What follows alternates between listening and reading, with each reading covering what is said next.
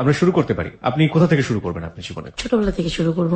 ওকে, যখন পুরোপুরি বুঝি ভালো মন্দ তখন থেকেই। জি প্লিজ। ছোট থেকে আমি মানে প্রচন্ড চঞ্চল ছিলাম। 7 বছর পর্যন্ত আমি গ্রামের বাড়িতেই ছিলাম দাদুর কাছে। দাদা ছিলেন আমাদের গ্রামের একজন ডক্টর। সকালবেলা যখন ঘুম থেকে উঠে দাদা ফার্মেসিতে যাবেন তখন আমাদের দুজনকে নিয়ে যেতেন। আমরা আর একটা ফুফাতো ভাই আছে, দুজনই। আর পুরো ফ্যামিলির মধ্যে আমরা 2টা ছেলে বাচ্চাই ছিলাম। তো আমাদের মানে দুজনকে নিয়ে গিয়ে দেখা যেত যে গ্রামে যখন বনি হতো দোকানে তারপরেই নাস্তা খাওয়ানো হতো।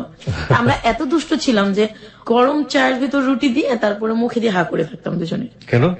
গরম ছিল আর আমরা তো নিজেরা ফু দিব না, দাদা আমাদেরকে ফু দিয়ে দেবে। ওকে। কারণ অনেক আদরের ছিলাম তো, দুজনকে সাইকেলে করে নিয়ে যেত, আবার সাইকেলে করে ঠিক স্কুলে যাওয়ার সময় দিয়ে যেত। আমি খুব চঞ্চল ছিলাম তো সবার আগে গাছ উঠতাম। ওকে। আমার ফুফাতো ভাইটা আমার থেকে 1 বছরের বড়, ও আমাকে সবসময় মারতো, তুমি আগে কেন গাছ উঠবে, তুমি মেয়ে মানুষ না, তুমি গাছ উঠবে না, আমি গাছ উঠবো। আর আমি গাছে ওঠার সাঁতারে খুব চঞ্চল। তো যখন মানে আমরা স্কুলে পড়তাম, আমার দাদু কখনই আমার মাকে মেনে নিতে পারেনি, কারণ দুজনই চাস্তো ভাই বোন ছিল। আমার দাদু সবসময় মায়ের একটা না একটা দোষ তার ছিল, আর সবচেয়ে বড় কথা আমার বাবা বেকার ছিলেন, তারা পালিয়ে বিয়ে করেছে। ওকে। তো আমাকে আমার নানুদের ফ্যামিলি থেকে কেউই তেমন একটা লাইক করতেন না, যে আমি মনে হতো যেন তাদের একটা বোস। আর এট ফার্স্ট মেয়ে হয়েছি সেজন্য আরো বেশি পছন্দ করতেন। আর আমি খুব দাদুর পাগল ছিলাম তো। কিন্তু দাদু নানুর বাড়ি কি খুব পাশাপাশি ছিল? চাস্তো ভাই বোন তো পাড়ার উপর, এই পাড়ার ওপর। ওকে। ওদের কথা থাকতো যে আমি দাদুকে রেখে কেন নানুদের কাছে চলে আসি না। ছোটবেলায় আপনার কোনো নাম ছিল? দুষ্টুমি করার জন্য দেখা যায় না একটু অন্য ব্যতিক্রম ধর্মে একটা নাম ধরে, কিংবা একটা কিছু খেপানোর জন্য? সময় মোটা ছিলাম তো, ছোটবেলাতে খুব মোটা। ওরা সবসময় দুষ্টুমি করে, হয় পাজি বলবে না ভেড়াডোস বলবে। ভেড়াডস? ভেড়াডস কি জিনিস? আমাদের গ্রামের একটা কথা যে খুব মোটা হলে তাদেরকে এই নামটা দেওয়া হয়, ভেড়াডস। হ্যাঁ ভেড়াডোস। ওকে। তারপর মায়ের আদরটা খুব কম পেয়েছি আমি। তো অনেকভাবে যন্ত্রণার শিকার হয়েছে আমার আম্মা, আব্বার কাছ থেকে, দাদুর কাছ থেকে। ওইটা আর আমার বোঝাই না। আমার সবসময় চিন্তা থাকতো আমি কাকে কখন দুষ্টুমি করবো। আর ছোটবেলা থেকে চুলগুলো প্রচন্ড লম্বা ছিল, দাদু সবসময় মারতো আর চুলে তেল দিত। দাদু মানে হচ্ছে দাদির কথা বলছেন হ্যাঁ, আপনি? আমি দাদির কথা বলছি। ওকে। তো আমার মাও তেমন একটা আমাকে লাইক করতেন, কারণ আমি দাদুদের প্রচন্ড পাগল। তাদের কথা হচ্ছে নানুর পাগল হবা, সবকিছু পাবা। আমার নানুদের একটু মানে অবস্থা ভালো ছিলেন। আর আমার ছোটবেলা থেকে একটা হিংসা ছিল, আমি মানুষেরটা কেন করবো। তো এক সময় আব্বু আম্মুকে রেখে ঢাকায় চলে আসে। ঢাকায় চলে আসার পরে মানে আম্মুকে প্রচন্ড রকমের অত্যাচার করে, এটা সেটা বলে। আম্মু কারোর সাথে কথা বলে তাকে সন্দেহ করা হয়, বাবার বাড়িতে যেতে দেওয়া হয় না। যেরকম করতে করতে আমার আব্বু এখানে এট ফার্স্ট এসে বড় মামার বাসায় উঠছে। কি করতেন জানতাম না। তো একদিন আব্বু গ্রামের বাড়িতে যাওয়ার পরে কি নিয়ে ঝগড়া হয়েছে তাও শিওর না। আমি স্কুলে গিয়েছি। তো আমি স্কুলে যাওয়ার পরে রাস্তাতে যখন আসতেছি তখন দেখি আমার আম্মু আমার ছোট বোনটাকে নিয়ে চলে যাচ্ছে। তখন আপনারা 2 বোন? হ্যাঁ। ওকে। আমি জিজ্ঞাসা করলাম যে আম্মু তুমি কোথায় যাচ্ছ। আম্মু কোনো কথা না বলে বলছে ডাক্তারের কাছে যাচ্ছে। তো যতটুকু আমার মনে আছে, আমাদের মসজিদের বাড়ি, তো বাড়ির ভেতরেই মসজিদ। তো মসজিদের যে হুজুরটা ছিলেন সে আবার আমার মাকে মেয়ে বলতো। তাকে আমি মানে ঘোলা দেখলাম না কি দেখলাম জানি না, তাকে দেখলাম বিল দিয়ে উঠে আসতেছে আর আম্মু রাস্তা দিয়ে যাচ্ছে। তো হয়তো বা আম্মুকে মারধর করেছে, কান্নাকাটি করতে করতে চলে গেছে, বাবার বাড়িতেও যায়নি। সেখান থেকে কোথায় গেছে আম্মু আমি জানি না। খুব সম্ভবত আমার দাদুরা যেটা বলতেন যে ইমাম আম্মুকে দিয়ে আসছে, দিয়ে আসতে পর বিকেলে আবার আসছে আম্মু। ইমাম আম্মুকে দিয়ে আসছে? হ্যাঁ, এই জিনিসটা গ্রাম শুদ্ধ রটে গেল। ইমামটা কি? মানে মসজিদের যে নামাজ পড়ান তাকে ইমাম বলা হয়। ওকে। উনি সম্পর্কে কি ছিলেন আপনার মার? আমাদের বাড়ির হুজুর ছিলেন উনি। উনি হচ্ছেন বাড়ির হুজুর ছিলেন? হুজুর। আর আমার মাকে মেয়ের মতো ভালোবাসতেন আর কি। তো ওনাকে নিয়ে একটা কুৎসা রটনা হলো। ওই আমাকে না আবার প্রশ্ন করা হয়েছে কি তোমার আম্মু কার সাথে গেছে। আমি জানি না। প্রথম থেকে তো আম্মুকে মেয়ে মেয়ে করতেন, তো একটু সন্দেহ ছিল। আমাকে বলতেছে হুজুর আসেনি দুপুরবেলা। তো হুজুরকে তো আমি দেখছি আসতে, খুব চঞ্চল তো, সত্যি কথাটাই আগে বলতাম। সম্ভবত আম্মু তার সাথে গেছে। আর কোত্থেকে যেন কে বলেছে যে আম্মুকে আর তাকে আমাদের উপজেলার এক মিষ্টির দোকানে দেখছে। এই তো তাদের সন্দেহটা ক্লিয়ার হয়ে গেছে। তারা বলতেছে আম্মু চলে গেছে, কিন্তু আম্মু বিকেল বেলা আবার ফিরে আসছে। আব্বু যখন রাতে ফিরলো সেদিন আর কিছুই বলো না, আম্মুর সাথে খুব চিল্লাচিল্লি হলো। পরের দিনও কিছু হলো না। রাত্রেবেলা দেখা গেছে কি হঠাৎ করি না আম্মু প্রচন্ড কান্না করতেছে পাশের রুমে। তো আমি গেলাম, যাই দেখি আমার আব্বু প্রচন্ড মারতেছে আমার আম্মুকে। দেখা গেছে প্রচন্ড মারতেছে, কেউ তাকে ধরে না। তো আম্মুকে মারতে মারতে বের করে দিছে ঘর থেকে। বের করে দেওয়ার পরে এখন আমরা তো পেছনে যাব, 2টা বোনই। কিন্তু এই ঘটনাটা আমার লাইফে আমি কোনোদিন ভুলবো না আর কি। আমার মাকে যখন বের করে দিল, আমার মা চিৎকার করে, গ্রামের মানুষ এক জায়গায় হয়ে গেল। তো আমার মাকে বের করে দেওয়া হলো, আমাদেরকে দেওয়া হলো না সাথে। তো আমার মা ওখান থেকে মানে এক মামা ছিলেন, আমি নামটা জানি না, আমাদের এলাকারই। তো ওই মামা মাকে নিয়ে নানু বাড়িতে ওঠে। নানু বাড়িতে ওঠার পর নানুর একটা বোরকা একজোড়া স্যান্ডেল নিয়ে আমার মা শরীয়তপুর কোর্টে উঠে যায় আমার উকিল নানার কাছে। ওখানে ওঠার পরে না আমার দাদুরা চিন্তা ভাবনা করছে একবারে তো গেছে তো এখনই ডিভোর্স নিয়ে দেবো। ওকে। কিন্তু আমরা তো মামা করে প্রচন্ড কান্না করতেছিলাম রাত্রেবেলা। তো পরের দিন আমি মানে স্কুলে গেছি, অনেকে অনেক কথা বলছে, আমার ওগুলো তো সেন্সে ঢুকবেই না, আমি তো দুষ্টুমি করি। আম্মু যে চলে গেছে এই সেন্সটা আমার মাথায় নেই। আমাদের দুটো বোনকে দেখে আম্মু চলে গেছে। স্কুল থেকে আসছি পর দাদা শুয়ে আছে বিকালবেলা, ফুপিরা বলতেছে তোর আম্মু তো গেছে আর আসতে হবে না, তোর আম্মু চলে গেছে, যাক তোরা আমাদের কাছে থাকবি। তা আমি বলছি হ্যাঁ থাকবো, যদি তোমরা আম্মুর মতো বকা না দাও। তো ওই 99 এই ঘটনাগুলো। তো এক সপ্তাহ পরে ওখানে গিয়ে আম্মুর একটা লোকের সাথে পরিচয় হয়, শাহজাহান খন্দকার, সুপ্রিম কোর্টের সম্ভবত মুহিরি না কি ছিল মহুরি, হ্যাঁ। আমি জানি না। ওনার সাথে পরিচয় হয়, ধর্মের ভাই ডাকে তাকে। তো আব্বু যখন আম্মুকে আনতে গেছে, আম্মু তাকে বলল তুমি তোমার হাজবেন্ডের সাথে চলে যাও, আর কোনো কে আনতে গেছে তাকে? আমার আব্বু আনতে গেছে তাকে। আচ্ছা, কে বলছে চলে যাওয়ার কথা? ধর্মের ভাই হ্যাঁ। শাহজাহান খন্দকার, উনি। আচ্ছা। তুমি তোমার হাজবেন্ডের সাথে চলে যাও, আমরা তোমাকে আবার নিয়ে আসবো। তো এই কথা বলার পরে আব্বুর সাথে পরিচয় হয়, আমার উকিল নানাও তাকে সায় দিয়েছে যে যাও দেখো কি হয়। এই কথা বলার পরে আম্মু তো আসছে আব্বুর সাথে। আম্মু যখন আব্বুর সাথে চলে আসেন দাদা বাড়িতে, তখন আমরা দুই বোন দাদুর কাছে। উনি রাজি হলেন আসতে? উনি রাজি হয়েছে, কারণ আমার আব্বু কখনোই চাননি যে আমার আম্মু তাকে ছেড়ে চলে যাক, Okay. যেহেতু তাদের লাভ ম্যারেজ। তো আম্মু চলে আসছে, আসার পরে প্রচন্ড গ্যাঞ্জাম, মানে 2-3টা গ্রামের লোক এক জায়গায় হয়ে গেছে, আম্মুকে প্রচন্ড মারলো। আর কে মারলো? আমার দাদু। আমার দাদু আমার আম্মুকে মেরেছে। ওকে ওকে। আমার দাদা আমার আব্বুকে মেরেছে। আমার দাদার একটাই ক্ষোভ ছিল যে তুই বউকে নিয়ে কেন ঢুকলি এখানে, যেহেতু তার কষ্ট হচ্ছে। আমার দাদা প্রচন্ড রকমের ভালো মানুষ ছিলেন, বলছে যে যেহেতু এখানে তোর এত কষ্ট, তুই কেন আসলি ওর সাথে, তুই কেন একেবারের জন্য চলে গেলি না। তো আমার মা তো আমাদেরকে ছেড়ে যাবেন না, আব্বাকেও ছেড়ে যাবে না, আব্বুও তাকে ছাড়বে না। তো পরে ওখানে গ্যাঞ্জাম হওয়ার পরে আমরা আমার আব্বুর দাদু মানে আমার বড় মা পাশাপাশি রুম, তো আমরা ওখানে উঠি। ওঠার পরে ওইটাও দাদু সহ্য হলো না, প্রচন্ড গ্যাঞ্জাম লাগাই দিছে, যাচ্ছে না কেন, চলে যাক। আব্বু তখন আম্মুকে রেখে ঢাকায় চলে গেলেন। গিয়ে আমার ওই মামা, যে আমার আম্মু ধর্মের ভাই ছিলেন, তার সাথে পর দেখা করলেন। সে একটা চাকরি দিয়ে দিল অ্যাডভোকেট আব্দুর রেজা খানের ওখানে, তার পিয়ন হিসেবে। ওখানে 1 মাসের বেতন পেয়ে আমাদেরকে বড় মার এখান থেকে ঢাকায় নিয়ে আসেন। ওকে। জায়গাটার নাম আমার মনে নেই, আমাদের একটা মেসে উঠিয়েছে। ওখানে আমরা 1 সপ্তাহ থাকি। থাকার পরে আমার আব্বু আমাকে প্রচন্ড রকমের ভালোবাসতেন, মায়ের চেয়ে বেশি। ছোট বোনটাকে প্রচন্ড ভালোবাসতেন। তো ম্যাচে উঠিয়েছে। ওখান থেকে আমাদেরকে কি প্রবলেম হয়েছে জানি না, আমার বাবা আমাদেরকে সেকশন নিয়ে যান। Section Hazaribagh section. ওকে। এমন একটা পরিস্থিতিতে আমাদেরকে ওখানে উঠায় আমার মামার সাহায্যে। ওখানে গিয়ে মানে এরকম একটা পজিশন ছিল যে আমি কখনো এরকম ঘর দেখিনি। নিচে বাস ছিল, নিচে অজগর সাপ পানির ভিতরে। হ্যাঁ, মানে চিড়িয়াখানায় নিয়ে গেল নাকি? না না, হাজারীবাগে কোনো চিড়িয়াখানা নাই তো? না না, এটা হচ্ছে একটা বস্তির মতো। ওকে। নিচে অজগর সাপ, পাশে ট্যানারি, উপরে টঙের ঘরগুলো, চিকা ইঁদুর এটা সেটা। অজগর সাপ কিভাবে দেখলেন আপনি? খালটা ভরে অজগর সাপ ছিলেন, এজন্য মানে 1 তলা সমান উঁচু করে বাঁশ দিয়ে তারপর টঙের ঘরগুলো বানানো হয়েছে। ওকে ওকে অজগর সাপ সম্ভবত, যে সাপের বিষ নেই, ওকে ফাইন। মানে সাপ ছিলেন নিচে আর কি। সাপ ছিলেন মানে সাপকে আপনি সম্মান করে আপনি বলছেন? ওকে। না, তো ওখানে যাওয়ার পরে 6 মাস পরে আমাদের খবর আসলো যে আমার দাদা মারা গেছে। ও। আমি যেটা এখনো উপলব্ধি করি যে দুর্ঘটনার কথা শুনলে খুব দ্রুত কোথাও যাওয়া যায় না। আমরা লঞ্চে উঠলাম, মাঝপথে লঞ্চ নষ্ট হয়ে গেল। তারপরে যে বেবিতে উঠেছি, সেই বেবিটা অর্ধেক পথে সে নষ্ট হয়ে গেছে। মানে অনেক কষ্টে অনেক কি করে আমাদের 2টা বোনকে নিয়ে বাবা মাকে নিয়ে বাড়িতে গেলেন।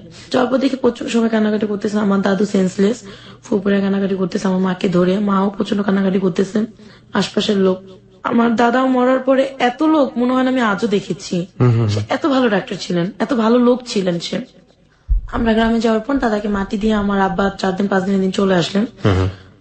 ঢাকায় আসার পর আমাকে স্কুলে ভর্তি করানো হয়, ওখানে লেখাপড়া করানো হয়। পরে আমার যে মামা ছিলেন ধর্মের মামাটা, উনি ঢাকা কামরাঙ্গীরচরে বাড়ি করলেন। ধর্মের মামা মানে ঠিক বুঝলাম না। ধর্মের মামা মানে হচ্ছে যে শরীয়তপুর গিয়ে যার সাথে মানে অ্যাডভোকেট শাহজাহান খন্দকার, উনি আমার মায়ের ধর্মের ভাই ছিলেন। ওকে উনি ওকে। যখন আমার বাবার সাথে ঝগড়া করে চলে গেলেন, তখন তার সাথে পরিচয় হয় ওখানে আচ্ছা। কোর্টে।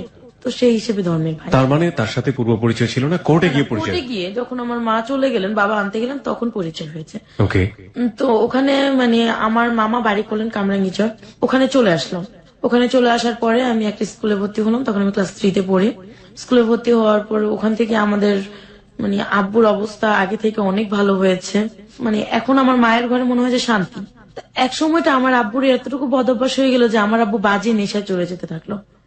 2002-3 আব্দুল রাজ্জাক খান মারা গেলেন। মানে আপনার ধর্মের? না, আমার আব্বু যে অফিসে জব করতেন সেই মালিকটা মারা যাওয়ার পর আমার আব্বু জবটাও চলে গেছে। তো সেখানে আব্বু একটু ঘাবলা করে, অনেকগুলো টাকা তাদের মেরে দিয়েছে। এটা আপনি জানলেন কিভাবে? এটা আমরা তখনই জানতে পেরেছি যে অফিস থেকে বাসায় পুলিশ পাঠানো হয়। তো আমরা তো আগে থেকে এটা শিওর যে আসবে তাকে নেওয়ার জন্য। আপনারা আগে থেকে শিওর ছিলেন যে বাসায় পুলিশ আসবে? হ্যাঁ, আমরা প্রথমে যখন সে মারা গেছে তার 3 দিন পর আমরা জানতে পেরেছি আব্বা টাকা নিয়ে ঘাবলা করেছে। কিরকম? সেটা হচ্ছে যে অনেকগুলো টাকা তাদেরকে কারেন্ট বিল, গ্যাস বিল দিতে দেওয়া হয়েছিল আব্বুকে। খুব বিশ্বাস করতেন তো, কিন্তু আব্বু সেটা দেয়নি। আচ্ছা। না দিয়ে সে ঘরে বা টাকাগুলো কি করেছে আমি জানি না। এই খবরটা আপনি কিভাবে পেলেন? আমার মামাকে সেখান থেকে, তার 2টা ছেলে ছিল, আব্দুর রেজা খান অ্যাডভোকেট, তার ছেলেরা খবর পাঠিয়েছে আমার মামার কাছে। আপনার ধর্মের মামার কাছে? ধর্মের মামার কাছে খবর। ওই মামার বাড়িতে কি আপনারা থাকতেন? আমরা ওই মামার বাড়িতেই থাকতাম। তো ওনাকে ধরে নিয়ে যাবে, তো মামা অনেক কষ্ট করে অনেক কিছু করে এটা কন্ট্রোল করলেন। পুলিশ চলে গেলেন, তাকে আর নেওয়া হলো না। কি পরিমাণ টাকা আইডিয়া ছিল? প্রায় 60,000 টাকার মতো। 60,000 টাকার মতো? পুলিশ আসলো বাসায়, তারপর? পুলিশ আসার পরে মামা পুলিশদেরকে বুঝালেন, তারপর ওই অফিসে ফোন দিলেন, তাদেরকে বোঝালেন যে এটা আমরা দিয়ে দেবো। আমি যে মামা আবার একটা তাদের কাছ থেকে একটা অনেক মানে বেশি পরিমাণ হয়তো টাকাটা পেতেন একটা চেকে, বলছে আমার এই চেকটা থেকে কেটে রাখবেন। তো সে আমাদের জন্য অনেক স্যাক্রিফাইস করেছেন। তো আমাদেরকে এখানে মানে কামরাঙ্গীচর নিয়ে ক্লাস 3-তে ভর্তি করে দেওয়া হলো। 3 গেল, 4 গেল, ক্লাস 5-এ যখন পড়ি তখন আমি দেখতে শুনতে বেশ বড় হয়ে গেছি। ওকে। স্বাস্থ্য ভালো, মানে আমি বেশ বড় হয়ে গেছি। বড় হয়ে যাওয়ার পর সবারই চোখে পড়ে আমাকে। তখন থেকে একটা বিয়ের প্রপোজাল আসলো, আসতে থাকে। তো আমার বাবা রাজি না, ছোট মেয়ে কি বিয়ে দেবো কি। তো একদিন আমি মানে ঘরে যখন মানে বসে আছি বা টিভি দেখতেছি, মা নেই, মা হচ্ছে মামির কাছে, আমার এই ধর্মের যে মামা তার ওয়াইফের কাছে। আমার ধর্মের মামার 2টা মেয়ে, একটা ছেলে, ওকে, সবাই প্রাপ্তবয়স্ক। তো আমার মামা একদিন হঠাৎ করে এসে আমার পাশে বসে আমাকে ধরে বলতেছে, মামনি তুমি কি করো। মানে তার চাওয়ার ভঙ্গিমাটা আর আমাকে ধরার ভঙ্গিমাটা একটু অন্যরকম ছিল। আমার মামা আমার রুমে এসে যখন আমাকে ধরলেন, এটা আমার কাছে ভালো লাগেনি। আগের আদরটা আর ওই দিনের আদরটা আমার কাছে মানে অস্বাভাবিক লেগেছে। ওকে, ফাইন। তো আমি ওখান থেকে উঠে চলে আসার পর আমি মায়ের কাছে চলে গেছি, উনি আবার আমাকে ডাক দিচ্ছেন, তা আমি যাইনি। 2-1 দিন পরে সে আবারও ঠিক একই রকমের ব্যবহার আমার সাথে করছে। কি বলবো এখন, মামা বাবা সমান, কিছু বলতে পারতেছি না। আমার মতো করে আমি প্রায় মাস 3 ওনাকে এভাবে এড়িয়ে গেছি। আপনি তো বুঝতে পারছিলেন যে আচরণটা অস্বাভাবিক একটা আচরণ, যেটা আপনাকে মানসিকভাবে পীড়া দিচ্ছে। আপনি কারোর সাথে শেয়ার করেননি ব্যাপারটা? শেয়ার করার মতো আমি তখন এরকমটাই করিনি যে মামা মানে আমার সাথে এরকম করতে। আমি ভাবতে পারি হয়তো বা মাঝে এরকম করেছে, আমি একটু বললে মামা হয়তো শুধরে যাবে। আপনি বলেছেন মামাকে 3 মাসের মধ্যে? মামা আপনি এরকম কেন করেন, একটু ভদ্রভাবে আচরণ করেন, বা বেশি কিছু বলতে পারতাম না। তো ওটা বললে উনি কি বলতো? এইটা কোনো ব্যাপার না, তুই তার আমার রক্তের না। তো তখন আমি কথাটা এরকম ভাবে বুঝতাম না। ক্লাস 5-এ ফাইনাল পরীক্ষা দিচ্ছি। ফাইনাল পরীক্ষা দেওয়ার পর আমি বেশ কিছুদিন ছুটিতে ছিলাম, তো আমরা গ্রামের বাড়িতে বেড়াতে গেছি। আমি এখানে ওখান একটু থেকে ফিরে আসলাম। জি, ফিরে আসবেন নিশ্চয়ই, আপনার জীবনের গল্পে আমি যাবো। তবে তার আগে বারবারই বলি হ্যালো উইথ 920-তে চাইল্ড সেক্সুয়াল অ্যাবিউজ বলে একটা ব্যাপার আছে, আপনারা নিশ্চয়ই জানেন। এগুলোর স্ট্যাটিস্টিক্স যদি আপনি দেখেন, সেগুলো রীতিমতো ভয়াবহ। হিউজ অ্যামাউন্ট অফ পার্সেন্টেজ এই ধরনের হ্যারাসমেন্টের শিকার হয়। বিশেষ করে শিশু যারা আছে তাদের ব্যাপারে সতর্ক থাকুন, এবং একই সাথে যারা শৈশবটা তো পার হয়ে এসছে, তারপরেও আমি মনে করি যে যদি কখনো বন্ধুর দ্বারা হোক বা কখনো এরকম কোনো বড় মানুষের দ্বারা হোক বা যে কোনো ভাবেই হোক যেটা অস্বাভাবিক আচরণ মনে হবে, সেগুলো এসে পরিবারের অভিভাবক যারা রয়েছেন তাদের কাছে খুব সুন্দর করে বলে দেয়া, এবং এগুলো যে মানসিকভাবে কতটা বিকারগ্রস্ত করতে পারে পরবর্তীতে পার্সোনালিটি বিকাশে, এটার অনেক এক্সাম্পল কিন্তু দুনিয়াতে আছে। আমার মনে হয় প্লিজ আপনারা এই ব্যাপারটাতে সচেতন থাকবেন। ওকে। তো আমরা গ্রাম থেকে যখন ফিরে আসলাম, তো আইসে দেখি তার বাসায় একটা কাজের মেয়ে আছে, রুমা নামের একটা মেয়ে। ওর সাথে আমার খুব ভালো ফ্রেন্ডশিপ হয়ে গেল। তো ও মামাকে পছন্দ করতেন না, ও আমার বয়সী ছিলেন।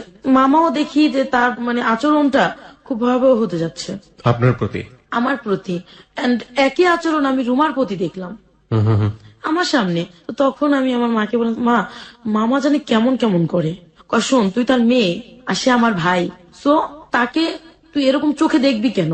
আমি বলছি, মা এটা কোনো কথা না, আমি কিরকম চোখে দেখছি, সে রুমার সাথেও করে। তো বলতেছে, শোন রুমা খারাপ, ও একটা কাজের মোর সাথে কেন মিশবি? এই কথাটা বলে মা আমাকে স্টপ করে, যেহেতু মার কাছে আমি চান্স পাইনি আর বাবাকে তো প্রচন্ড ভয় পাই, বাবাকে তো বলা সম্ভবই না। তো হঠাৎ করে আমার আম্মা অসুস্থ হয়ে পড়লেন। তো আমার আব্বা তখন নতুন চাকরি পেলো একটা হাউজিং কোম্পানিতে। তো প্রথম মাসে সে 1 রুম ছেড়ে 2 রুমে উঠলেন, তারপর টিভি কিনতেছে। মানে আব্বার অবস্থা খুবই ভালো হচ্ছে। আর ছোটবেলা থেকে আমরা কোনো টিচার দিয়ে পড়িনি, ওই মামার 2টা মেয়ে ছিলেন, ওদের কাছেই লেখাপড়া করতাম। 6টার দিকে পড়তে গেলে রাত 9টায় ছাড়তো। ওকে। তো ওই টাইমে দেখা যায় কারেন্ট যাক আর যাই যাক, ওরা আমাদেরকে 2 বোনটাকে রেখে ওরা অন্য রুমে গিয়ে বসে থাকতো। তো আমি যখন ক্লাস 6-এ পড়তেছি, আম্মা অসুস্থ হয়ে যাওয়ার পরে আমার কাজিনটাকে দেখলাম যে ও আমাকে ডাক দেয় বা ও আমার দিকে তাকায়, ও আমাকে নিয়ে ঘুরতে যাবে, এটা কখনো করে নাই।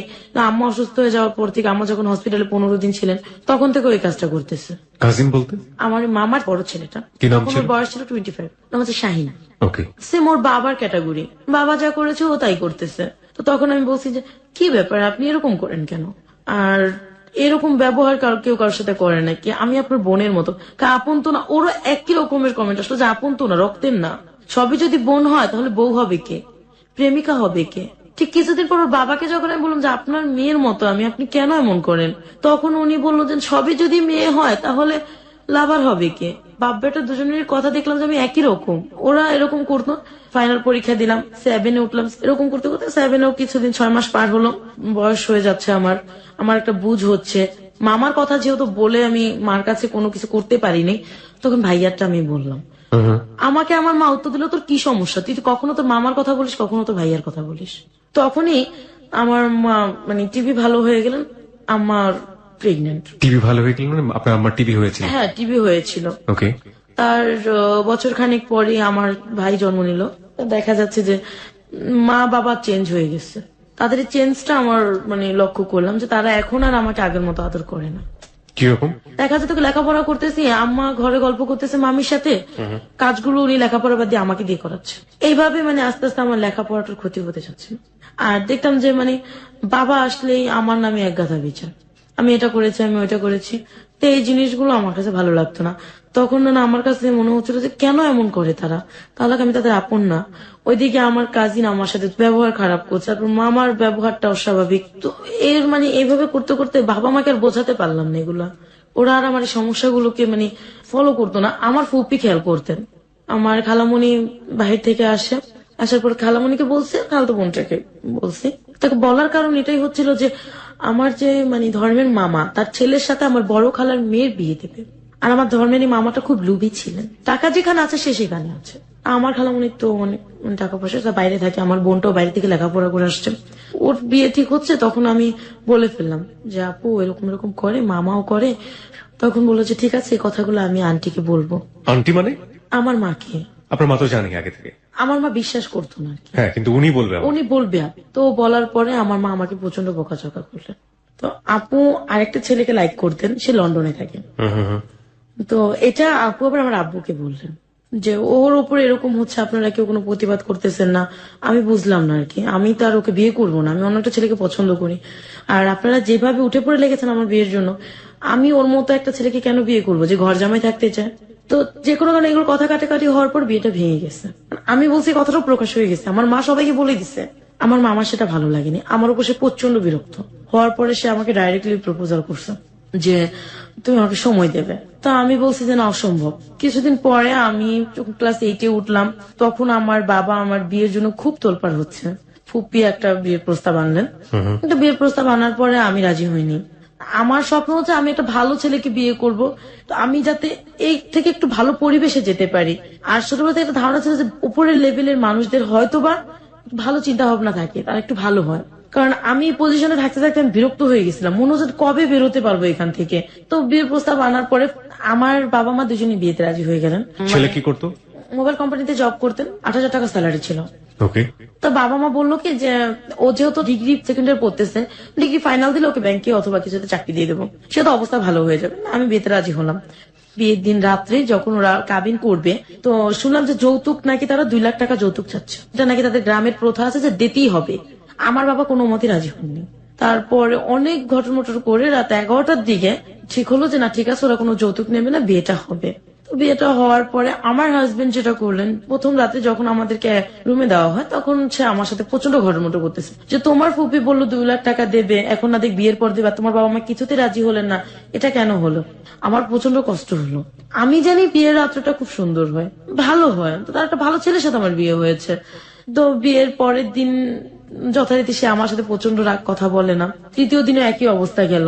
চতুর্থ দিনও সে মানে বিভিন্ন মেয়েদের কথা আমার কাছে বলে, কাকে ভালোবাসতেন, কোথায় যেতেন, সবকিছু বলতেন, আর এই জিনিসগুলো আমার কাছে ভালো লাগতো না।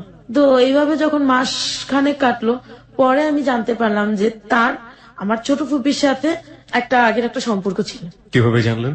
এটা আমি জানতে পারছি আমার ফুপি আর আমার হাজবেন্ডের ব্যবহারে। ফুপি আমার হাজবেন্ডকে ভাইয়া বলতো, যেখানে তার জামাই হয়, মেয়ে জামাই। আমি কিন্তু তখনও শ্বশুর বাড়িতে যাইনি, তাহলে আমি আমার বাবা মার কাছে বিচার দিলাম। আর আমার হাজবেন্ড দেখতাম যে প্রতি সপ্তাহে আমার ফুপিকে বাজার টাজার করে দিতেছে, যাইতেছে ওদের মেয়েদেরকে। তা আমি বললাম যে আমার বোনগুলা, আর একটা আমার ফুপুর হাজবেন্ড ছিল না, মারা গেছে, যে একটা বিধবা মানুষ, তাকে হেল্প করতেছে, ভালো কথা, আমি কিছুই বলতো না। পরে যখন দেখতাম যে তাদের সম্পর্কটা একদম আমার খোলাখুলি হয়ে গেল, আর আমি অনেকের মুখে শুনতাম ফুপুদের বাসায় যখন যেতাম যে ওর সাথে আগে থেকে সম্পর্ক, তোমাকে কেন বিয়ে দিচ্ছে? তো এই জিনিসটাতেই না আমার ভালো লাগতো না। বাবা মাকে এসে বলছি, ওনার কাছে জিজ্ঞেস করছি, উনি স্বীকার করছে। ফুপি কখনো স্বীকার করেনি, আমার হাজবেন্ড স্বীকার করছে, হ্যাঁ আগের একটা সম্পর্ক ছিল, এখন নাই। তো তখন থেকে একটা ঘেন্না। তো মাস 3 যাওয়ার পর আমাকে আমার শ্বশুর বাড়িতে নেওয়া হলো, খুলনা কয়রা থানায়, একদম গ্রাম। লেখাপড়া বন্ধ? হ্যাঁ, আমার লেখাপড়া বন্ধ হয়ে গেছে। কোন ক্লাসে থাকা অবস্থায়? এটা যখন আমি ক্লাস 10 উঠলাম। ওকে। তো শ্বশুর বাড়িতে যাওয়ার পরে পুরো ঠিক আমি ঘরের অবস্থা যেটুকু দেখলাম, দেখে মানে আমি কান্না করতেছি। সেদিন রাত্রি তারা ছিলেন 2 বোন 2 ভাই, আর তার মা, তার বাবা ছিলেন না। তারা 4 ভাই বোন মিলে ঝগড়া করতেছে, সাথে মা। কি কারণে করতেছে, কেন করতেছে তা আমি জানি না। তো এক পর্যায়ে ঝগড়ার মাঝে আমি শুনলাম যে তারা যৌতুক, আমার বিয়ের টাকাটা দেওয়া হয়নি সেজন্য ঝগড়া করতেছে। ওকে। মেয়ের সাথে একটা গয়নাও দিয়ে দেয়নি, এরকমই বলতে। আমার একজনকে বলতাম, দেখো তুমি তো জানো যে তারা কিছু দেবে না, তাহলে তুমি কেন আনলা আমাকে? দেনমোহর কত ছিল আপনার? 2 লাখ টাকা। ওকে। বলার সাথে সাথে আমার হাজবেন্ডটা আমাকে ঠাস করে একটা চর বসালো। তো ওই দিন রাতটা মানে আমি সারা রাত কান্না করে কাটালাম। পরের দিন সকালে যখন আমি ঘুম থেকে উঠলাম, অনেক মানুষ নতুন বউ দেখতে এসে, যেটা গ্রামে যেরকমটা হয়। তো আমার শাশুড়ি সবার মাঝে আমাকে বলে উঠলো যে তোমার মা কি গয়না পাঠাইছে, একটু সবাইকে দেখাও। সে কিন্তু জানে আমার মা কিছু দেয়নি, আমি কোত্থেকে বের করব। তখন আমার ননাস, আমার যা, এরা সবাই আমাকে প্রচন্ড ধরনের কথা শোনালো। আর প্রথম দিনই আমাকে মাটির চুলায় খড়কুটা দিয়ে রান্না করতে দেওয়া হলো, আমাকে চাল বাটতে দেওয়া হয়েছে, যেটা আমার পক্ষে সম্ভব না। প্রচন্ড কান্না করতেছি, বাড়িতে ফোন দিয়েছি, মার সাথে কান্না করতেছি। বাড়িতে ফোন দেওয়াতে আমার হাজবেন্ড মানে শুনে আমাকে প্রচন্ড মারলো আইসা। তো এক পর্যায়ে আমি সেন্সলেস হয়ে গেছি। আমি 3 দিন 4 রাত আমার হাজবেন্ডের বাড়িতে ছিলাম। পরের দিন সকালে আমি উঠে চলে আসছি, আমার ননাস আসছে, আমার হাজবেন্ড আসছে। আসার পর থেকে না আমার হাজবেন্ডের বিহেভিয়ার চেঞ্জ হয়ে গেছে। কোথায় আসলেন? ঢাকায় চলে আসলাম বাবা মার কাছে। প্রিয় শ্রোতা, একটা বিষয় খুব লক্ষ্য করবেন, আমরা এখনো গল্পের যে গভীরতায় সেখানে চলে যাচ্ছি ধীরে ধীরে। এবং ওই সবসময় একটা কথা বলে থাকি যে ইভেন্ট ইউ ক্যান ইমাজিন, শেষ পর্যন্ত গল্পটা কোথায় গিয়ে থামবে। কারণ জীবন অদ্ভুত রকমের একটা বিষয়, এবং এই প্ল্যাটফর্মে এত বেশি নাটকীয়তা থাকে যে গল্প উপন্যাসের ফাঁক সেখানে কিছুই না। শুধু একটা বিষয় লক্ষ্য করার মতো যে লাবণ্য যখন তার জীবনের গল্প বলা শুরু করেছে, তার শৈশবে একজন মানুষকে পেয়েছিলাম তার জীবনের জন্য পরিপূরক। পরিপূরক বলছি এই অর্থে, তার দাদা ছোটবেলায় তাকে নিয়ে যেতেন একটা ফার্মেসিতে, এবং সেখানে তার মজার কিছুটা সময়। এরপরে একটা মানুষও আমরা এখন পর্যন্ত পাইনি যে মানুষটার কাছে গিয়ে সে একটু ঠাঁই পেতে পারে, মনের কথা বলতে পারে, পরিবার থেকে শুরু করে চারপাশের সমস্ত কিছু। সংসার শুরু হয়েছে 14 বছর বয়সে, সেখানেও স্বামীকে আমরা দেখছি একটা বিরূপ পরিবেশের মধ্যে। এবং সবকিছু মিলিয়ে এটা কোন দিকে যাচ্ছে শেষ পর্যন্ত আমরা কোথাও জানি না। Let's see what happen. Okay, তারপর ঢাকায় আসার পরে দেখলাম যে আমার বাবা মার বিহেভিয়ার চেঞ্জ হয়ে গেছে। আমার হাজবেন্ডও না এরকম হয়ে গেছে, সে আর মানে তার বোনের কাছে ফিরে যেতে চায় না। টোটালি বলতে গেলে একটা ঘর জামাই। আলটিমেটলি কি আপনার হাজবেন্ড বোনের বাড়িতে থাকতো? হ্যাঁ, বোন আর সে একসাথে ঢাকায় ভাড়া থাকতেন আর কি। ওকে। তো আমি এসে বাবা মার বিহেভিয়ার চেঞ্জ দেখে আমি বাবা মাকে বললাম, বাবা মা আমি আম্মা আমি আর ওখানে থাকতে পারবো না। তো আমার মা আমাকে প্রশ্ন করলেন যে কি হয়েছে। আমি বলছি, কিছুই হয়নি। আর নতুন বউ গিয়েছে, তার একটা শাড়িও নতুন বউকে দেয়নি। তো আমি শুনেছি যে গ্রামে দেশে শ্বশুর বাড়ি হলে নাকি অনেক কিছু দেয়, আমি সেগুলো কিছুই আমার ভাগ্যে জোটেনি। আমার বাবা মাকে যখন আমি বললাম, আমার বাবা মা কোনো রেসপন্স করলো না। শুধু আমার বাবা একটা কথাই বললো যে তোমাকে আমি বাঘের মুখে দিলেও দিয়েছি, কুমিরের মুখে দিলেও দিয়েছি, তোমার যদি আসতে হয় তাহলে তুমি সাদা কাপড়ের কাপড় পরে আসবা, আমরা তো তুমি কোনোদিন এই বাড়িতে এসব কমপ্লেন নিয়ে আসবে না। এই কথা বলার পর আমি খুব কষ্ট পেয়েছি যে যেই বাবা আমাকে এত ভালোবাসতেন সেই বাবা কেন আজ আমাকে এই কথা বললেন।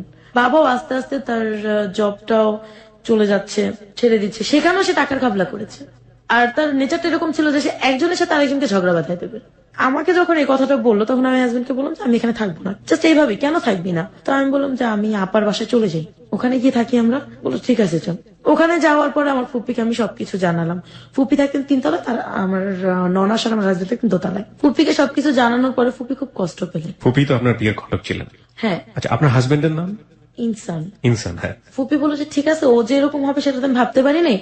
তো আমি বলছি যে সমস্যা নাই, আমি তো তোমার কাছে চলে আসলাম। মানে আমি সম্পূর্ণ ঘটনাকে একদম ম্যানেজ করে ফেললাম। তোমার কাছে চলে আসছি, এখন তোমার কাছে থাকবো। আর ফুপি একটা নতুন চাকরি পেয়েছিল ব্যাংকে। তুমি তো ব্যাংকে চলে যাও সকালবেলা। তা আমি সকালবেলা ওদেরকে নিয়ে, 2টা বোন ছিল আমার ফুফাতো, ছোট ছোট, ওদেরকে নিয়ে থাকবো। আর ইনসানও তো রাত্রে আসে, সমস্যা হবে না আমার, আমি এখানেই থাকবো। ঠিক আছে ফাইন। তো আমার ননাস গার্মেন্টসে চাকরি করতেন, 2টার দিকে তার লাঞ্চ টাইম ছিল। আমি না ওই সবার সাথে চুলো ছিল তো আমি রান্না করতে পারিনি। ননাস যখন লাঞ্চ টাইমে আসলেন, আসার পর যখন রান্না হয়নি তখন আমাকে প্রচন্ড রকমের বকাবাদ্য করলো। সেটা আমার ফুপ্পি শাশুড়ি দেখছেন, দেখার পরে তার কাছে ভালো লাগেনি। বলতেছে যে এত ছোট বয়সে তোমাকে বিয়ে দিয়ে দিছে এরকম একটা মানুষের ঘরে, সেটা আমরা মানতে পারলাম না। 14 বছর বয়সে আপনার বিয়ে হয়েছিল। হ্যাঁ, তো আমার এরকম করে 3 দিন আমি থাকলাম। 3 দিন থাকার পর 4 দিনের দিন আমার হাজবেন্ড আমাকে প্রচন্ড মারধর করলেন। আমি আবার মায়ের বাড়িতে চলে আসি। মায়ের বাড়িতে আসার সময় যখন আমার হাজবেন্ড বললো তোর চাইতে তোর ফুপি ভালো ছিল, অন্তত তাকে তো বিয়ে না করতাম, তার সাথে একটা সময় কাটাতাম। এই কথাটাই আমি তখন আরো ক্লিয়ার হয়ে গেলাম যে আমার ফুপি আমার সাথে প্রতারণা করছে, আমার হাজবেন্ড আমার সাথে প্রতারণা করছে। তারা দুজন একটা রিলেশন আমাকে জড়ানো ঠিক যে এই ফুপিটা কি ঘটকালি করেছিল বিয়েতে? ফুপিটাই ঘটকালি করছে। এটাই আমার ছোট ফুপি। ওকে। যখন শিওর হয়ে গেলাম তখন বাবা মাকে এসে বললাম। বাবা মা আর আমাকে বাড়িতে দিলেন না, আমার হাজবেন্ডকে আর ওখানে আসতে দেননি। তুমি আসবে না, আমার মেয়ে আমাদের কাছে থাকবে।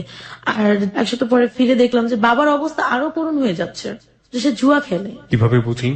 আমি যে রুমটাতে থাকতাম সেই রুমটাতে সে লোকজন নিয়ে টাকা নিয়ে দিয়ে তাস খেলতেন, যে টাকা দিয়ে রুমটাতে খেলা আপনি দেখতেন। থাকতেন। ওকে। আমার কাছে খুব কষ্ট লাগলো। কষ্ট লাগার পর আমার হাজবেন্ড দিয়ে যে গেছে সে আর আমার খোঁজ খবর নেয়নি। এরকম করতে করতে আমাদের 6টা মাস কিন্তু কেটে গেছে বিয়ে। এই 6 মাসে সে একটা সুতা পরিমাণ জিনিস আমাকে দেয়নি। সে চলে যাওয়ার পরে দেখলাম যে বাবা জুয়া খেলতে খেলতে যা পুঁজি ছিল জমানো সবকিছু সে শেষ করে দিছে। আমার মামা এখন আমাদেরকে রাখবেন না, বের করে দেওয়ার পরে আমরা চলে আসলাম। ওখান থেকে একটু দূরে আসলাম, একই জায়গায় তখন আপনি ফ্যামিলির সাথে? আমি তখন ফ্যামিলির সাথে হাজবেন্ডের ঘর ছেড়ে চলে আসছি। সহ্য করার মতো ক্ষমতা আমার ছিল না। তারপর আমরা যে বাসাতে যাই, ওইখানে যাওয়ার পর সে আরো নিঃস্ব হয়ে গেছে। বাবার মানে পুরোপুরি নিঃস্ব হয়ে গেছে, নুন আনতে পান্তা ফুলে যেরকম ওইরকম একটা অবস্থা হয়ে গেছে। সে আমাদের মুখে ভাত জোটার মতো কিছু নেই। ওইদিকে আমার হাজবেন্ড এসে ঘাড়ে জুটছে। মানে 1 সপ্তাহ থাকার পর আমি এমন ঝগড়া লাগিয়ে দিল আমাদের মধ্যে, সে আমাকে প্রচন্ড মারধর করলো। আপনার বাড়িতে বসেই মারধর করলো? হ্যাঁ, আমার বাড়িতে, আমার বাবা মার বাড়িতে মারধর করার পরে আমি অসুস্থ হয়ে পড়লাম। অসুস্থ হয়ে পড়ার পর আমি যখন হসপিটালে গেছি চিকিৎসার জন্য, সে আমাকে হসপিটালে নিয়ে যায়। চিকিৎসা করার জন্য গেছি, সেখানে আমাকে জানানো হলো আমি প্রেগনেন্ট। রিপোর্ট আসলো যে আমি প্রেগনেন্ট। আচ্ছা আচ্ছা। তো ওই রিপোর্টটা পরের দিন আমি আনতে গিয়েছিলাম। আমি এনে আমার ছোট কাকিমাকে দেখিয়েছি। ছোট কাকিমা বললো যে এটা তো খুশির খবর, তুমি একটা কাজ করো, তোমার হাজবেন্ডকে দাও, তোমার বাবা মাকে দাও। তা আমি আবার বাবা মাকে দেওয়ার আগে আমি আমার হাজবেন্ডকে দিয়েছি। আমার হাজবেন্ড সে খবরটা শুনে প্রচন্ড খেপে গেছে যে এই সন্তান ওর না।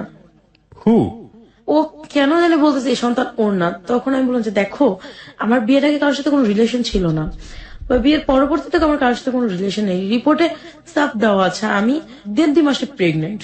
তাহলে তুমি কেন এরকম বলছো? ঠিক আছে মানলাম এটা আমার সন্তান, তো তোকে তো আমি বলেছিলাম যে তুই 2 বছর পরে সন্তান নিবি। দেখো এটা আমার হয়তোবা ভুল হয়ে গেছে। এটা আপনি আপনার ভুল বলছেন, রাইট? আপনার কি ধরনের ভুল হয়ে গেছে? মানে হয়তোবা যে আমাদের যে কোনো ধরনের একটা ভুল হতে পারে। This is the important thing. আমি এটা কেন আপনাকে জিজ্ঞেস করছি, এগুলো most common case in the family. Okay, that's why. আপনি আমাকে একটু বলবেন যে আপনার 14 বছর বয়সে বিয়ে হয়েছে। একটা মানুষের বিয়ে হওয়ার পরে স্বামী স্ত্রী সম্পর্কের কিছু বেসিক নলেজ দরকার হয়।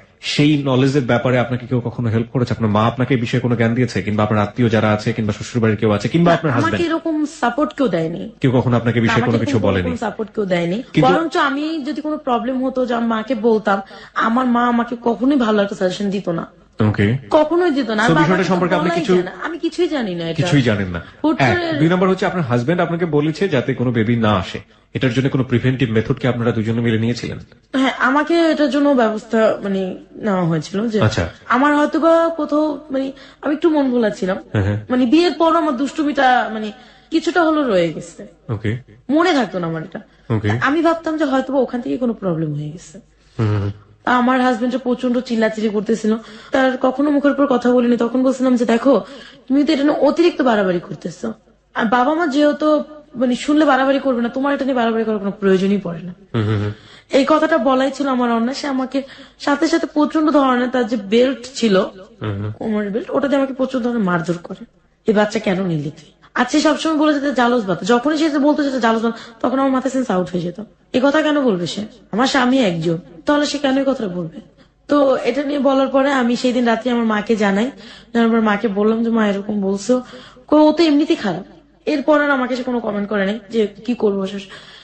পরের মানে দিন জামাইকে সকালে- বলছে যে ও তো এমনিতেই খারাপ। হ্যাঁ, ও তো এমনিতেই খারাপ, তো কমেন্ট করে না। আমিও পরের দিন সকালবেলা ভালো মতো ও অফিস চলে গেছে, রাত্রে ফিরেও দেখে যে আমি বাসায় না, পাশের রুমে ছিল, মানে প্রতিবেশীর ঘরে। ও ভাবছে আমি যেন কোথায় গেছি। তো মাও দেখে না যে আমি প্রতিবেশীর ঘরে। তো ও আয়সা কি বলছে আমি জানি না, আমার বাবার কাছে, বাবাকে দোকান থেকে ডেকে নিয়ে আসছে। জানি না কি বলছে, বাবা প্রচন্ড ধরনের মারধর করছে এসে আমাকে। আমি কেন ভুল করলাম এই সে। তখন আমার নিজের কাছে একটু লজ্জা লাগলো যে আমি প্রেগনেন্ট, বাবা বলছে ভুল করতেছি, কেন বলতেছি এই কথাটা। তো পরে আমি আর কোনো কথা বললাম না। তো প্রচন্ড মারধর করার পরে আমার বাবা আমার তলপেটে একটা লাথি মেরেছে। তখন মানে আমি প্রচন্ড ধরনের মানে একদম অসুস্থ হয়ে পড়ে মায়ের ওপর পড়তে যাওয়ার সময় মা সরে গেছে। মা সরে যাওয়ার পর আমি যে লোহার যে সোফা থাকে, সোফার উপর পড়ে গেছি। আপনার বাবা যে এই যে লাথিটা মারলো, উনি আপনাকে তার আগে গায়ে হাত তুলেছে? এর আগে বহুবার সে আমার গায়ে হাত না, তুলেছে, আমি যে আমার বলতে চাচ্ছি যে শাশুড়ি। যে লাথিটা কি উনি একদম চিন্তা করেই কাজটা করেছে? না, সে কি চিন্তা করছে আমি জানি না। সে মানে শুরুতে আমাকে কয়েকটা চড় থাপ্পড় এমন হতে মেরেছে। পারে যে লাথিটা মেরেছে এবং ইনসিডেন্টলি আপনার ওখানে লেগে গিয়েছে। আরেকটা হতে পারে যে না, আর সে তার চিন্তা মানে অভ্যাসটা এরকম, সে রাগ করে যে কাকে কোথায় মারবে সে নিজেও জানে না। এটা যে মেয়ে না বউ সে বুঝবে না, ওই ব্যাপারটা এটা তার তার মাথায় বদ থাকে। অভ্যাস। এই ব্যাপারটা তার খেয়াল থাকে না। তো ওইখানে গিয়ে আমার পুরো বডিটা আমার ওই সোফার উপরই পড়লো। আরেকটা আঘাত পেলাম, একই সাথে দুইটা আঘাতে প্রচন্ড ব্লিডিং হচ্ছিল আমার। ওই সময়টাতে ওই সময়টাতে আমার মা ওটা কোনো খেয়াল করে নাই। আমার মা চলে গেছে আমাকে রেখে। আমার ছোট কাকি মেজো কাকি খেয়াল করছে। যখন খেয়াল করছে তখন তারা আমাকে নিয়ে স্বাস্থ্য কেন্দ্র থাকে যেটা, আমার বাবা কোনো টাকা দেয়নি, হাজবেন্ডও কোনো টাকা দেয়নি, তারা আমাকে ওখানে নিয়ে ভর্তি করালো। ভর্তি করানোর পরে ওখান থেকে আসলো যে আমার বাচ্চাটা নষ্ট হয়ে গেছে। যখন আমি শুনলাম যে আমার বাচ্চাটা নষ্ট হয়ে গেছে, তখন আমার মানে দুনিয়া যেন কিছু বুঝি না, তারপরে যেন আমার মনে হলো যে জীবন থেকে কি যেন চলে গেল। প্রায় এক সপ্তাহের মতো আমি না, আমার কোনো হুঁশ জ্ঞান নেই।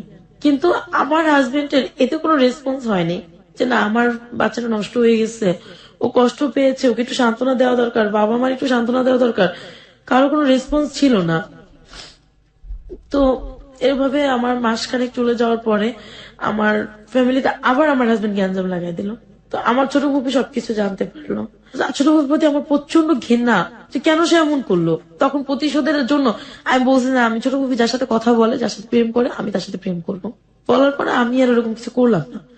মাথায় ছিল এটা, আমার ছোট কাকিকে নিয়ে আমি প্ল্যানটা করছি। কি প্ল্যান ছিল? সে যার সাথে কথা বলে, আমার ছোট ফুপির হাজবেন্ড ছিল না, সে একটা ছেলের সাথে প্রেম করতো, ছোট বুপি? ছোট ভাবি। আর সে ছেলেটা অনেক টাকা পয়সা দিয়ে তাকে হেল্প করতো। তখন বললাম যে ও যার সাথে প্রেম করছে সে যেরকমই হোক না কেন আমি তার সাথে প্রেম করব। এটা কেন? আপনার প্রতিশোধ নেওয়ার জন্য? সে কেন আমার জীবনটা নষ্ট করে দিল? কেন আমার এতটুকু বয়সে আমি একটা বেবি হারাইছি? এরকম করার পরে আমার হাজবেন্ডের কোনো কারণে একটা ঝগড়া লেগে ও আমাকে ছেড়ে চলে গেছে। ও আর আমাকে ফোন দেয় না, আমার সাথে কোনো যোগাযোগ করে না, খোঁজ খবর নেয় না। বাবা মাও হেলা হেলা করে। আমি ঘরে সম্পূর্ণ কাজ টাজ করলো, আমার মায়ের চোখে কোনো ধরা পড়ে না। আমার মা বলে আমি আজ বেকার খাচ্ছি, এটা সেটা, মানে অনেক কিছু বলার পরে আমি এগুলো সহ্য করতে পারি না। তা আমি কি করবো, আমি একটা স্কুলে জব নিলাম, আবার ওপেনিং এ ভর্তি হই। Open University? করার জন্য ওপেনিং ইউনিভার্সিটিতে আমি ভর্তি হয়েছি।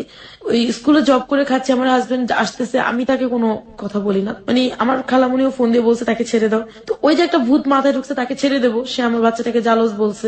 ওইদিকে আমার ফুপির ওই লাভারের সাথে আমি প্রেম করবো। স্কুলে জব নেওয়ার পরে আমার ফুপি একদিন বাড়িতে বেড়াতে আসে। ফুপিকে আমি বুঝতে দিই না তার প্রতি আমার রাগ ঘেন্না। ফুপিকে খুব সুন্দর করে কথাটা বলে এই ফুপি কথা বলতে, আমি বলছি, ফুপি কার সাথে কথা বলো? বললে আমার বন্ধুর সাথে আমি একটু কথা বলবো। তো কথা বলার পর কণ্ঠটা সুন্দর, এটা ভেবে আমার মোবাইল থেকে তাকে আমি ফোন দিয়ে আমি পরিচয় দিলাম। ফার্স্টে তাকে আঙ্কেল বলতাম। তো তার সাথে মানে কথা বলতে বলতে দেখা যায় আমার হাজবেন্ড আর আমার কাছে আসে না, আত্মীয় স্বজন কেমন জানি দূরে দূরে চলে যাচ্ছে, আমার ফুপিও দূরে দূরে চলে যাচ্ছে। তার সাথে কথা বলতেছি, কথা বলতে বলতে আমি এমন একটা পজিশন করছি যে ওই ছেলের সাথে, ছেলেটার নাম ছিল রাশেদ, রাশেদের সাথে আমার ফুপির কোনো রিলেশন নেই। এখন রাশেদ আমাকে ছাড়া কিচ্ছু বোঝে না। তো 6 মাস চলে গেল, আমার ম্যাট্রিকের 1 বছরের কোর্সটাও শেষ হয়ে গেল, 10-এ পড়তেছি। তো বাবা আমাকে বলতেছে, এইভাবে যদি তুমি কাজ করো তাহলে তো আমাদের হচ্ছে না, তুমি কিছু একটা করো। সে কিছু করবে না, আমাকে কিছু একটা করতে বলছে। না আমি বলছি, আব্বু আমি কি করব? তুমি চাকরি করো। আমি বিভিন্ন জায়গায় চাকরি খুঁজি, আমি তো লেখাপড়া জানি না, ম্যাট্রিক পাস করিনি, কে আমাকে চাকরি দিবে? একমাত্র গার্মেন্টস। আইসা বললাম, আব্বু একমাত্র গার্মেন্টস আছে, আমার বাবা সেটা করতে দেবে না আমাকে। আপনি তো স্কুলে জব করতেন। মানে ওটাতে বেতন হচ্ছে না, ওখানে 1200 টাকা বেতন পেতাম। সেজন্য আমি ভালো একটা চাকরি খুঁজতে গিয়েছিলাম। বিভিন্ন লোকের কাছে বিভিন্ন রকমের হ্যারাসমেন্ট হয়েছে আমি।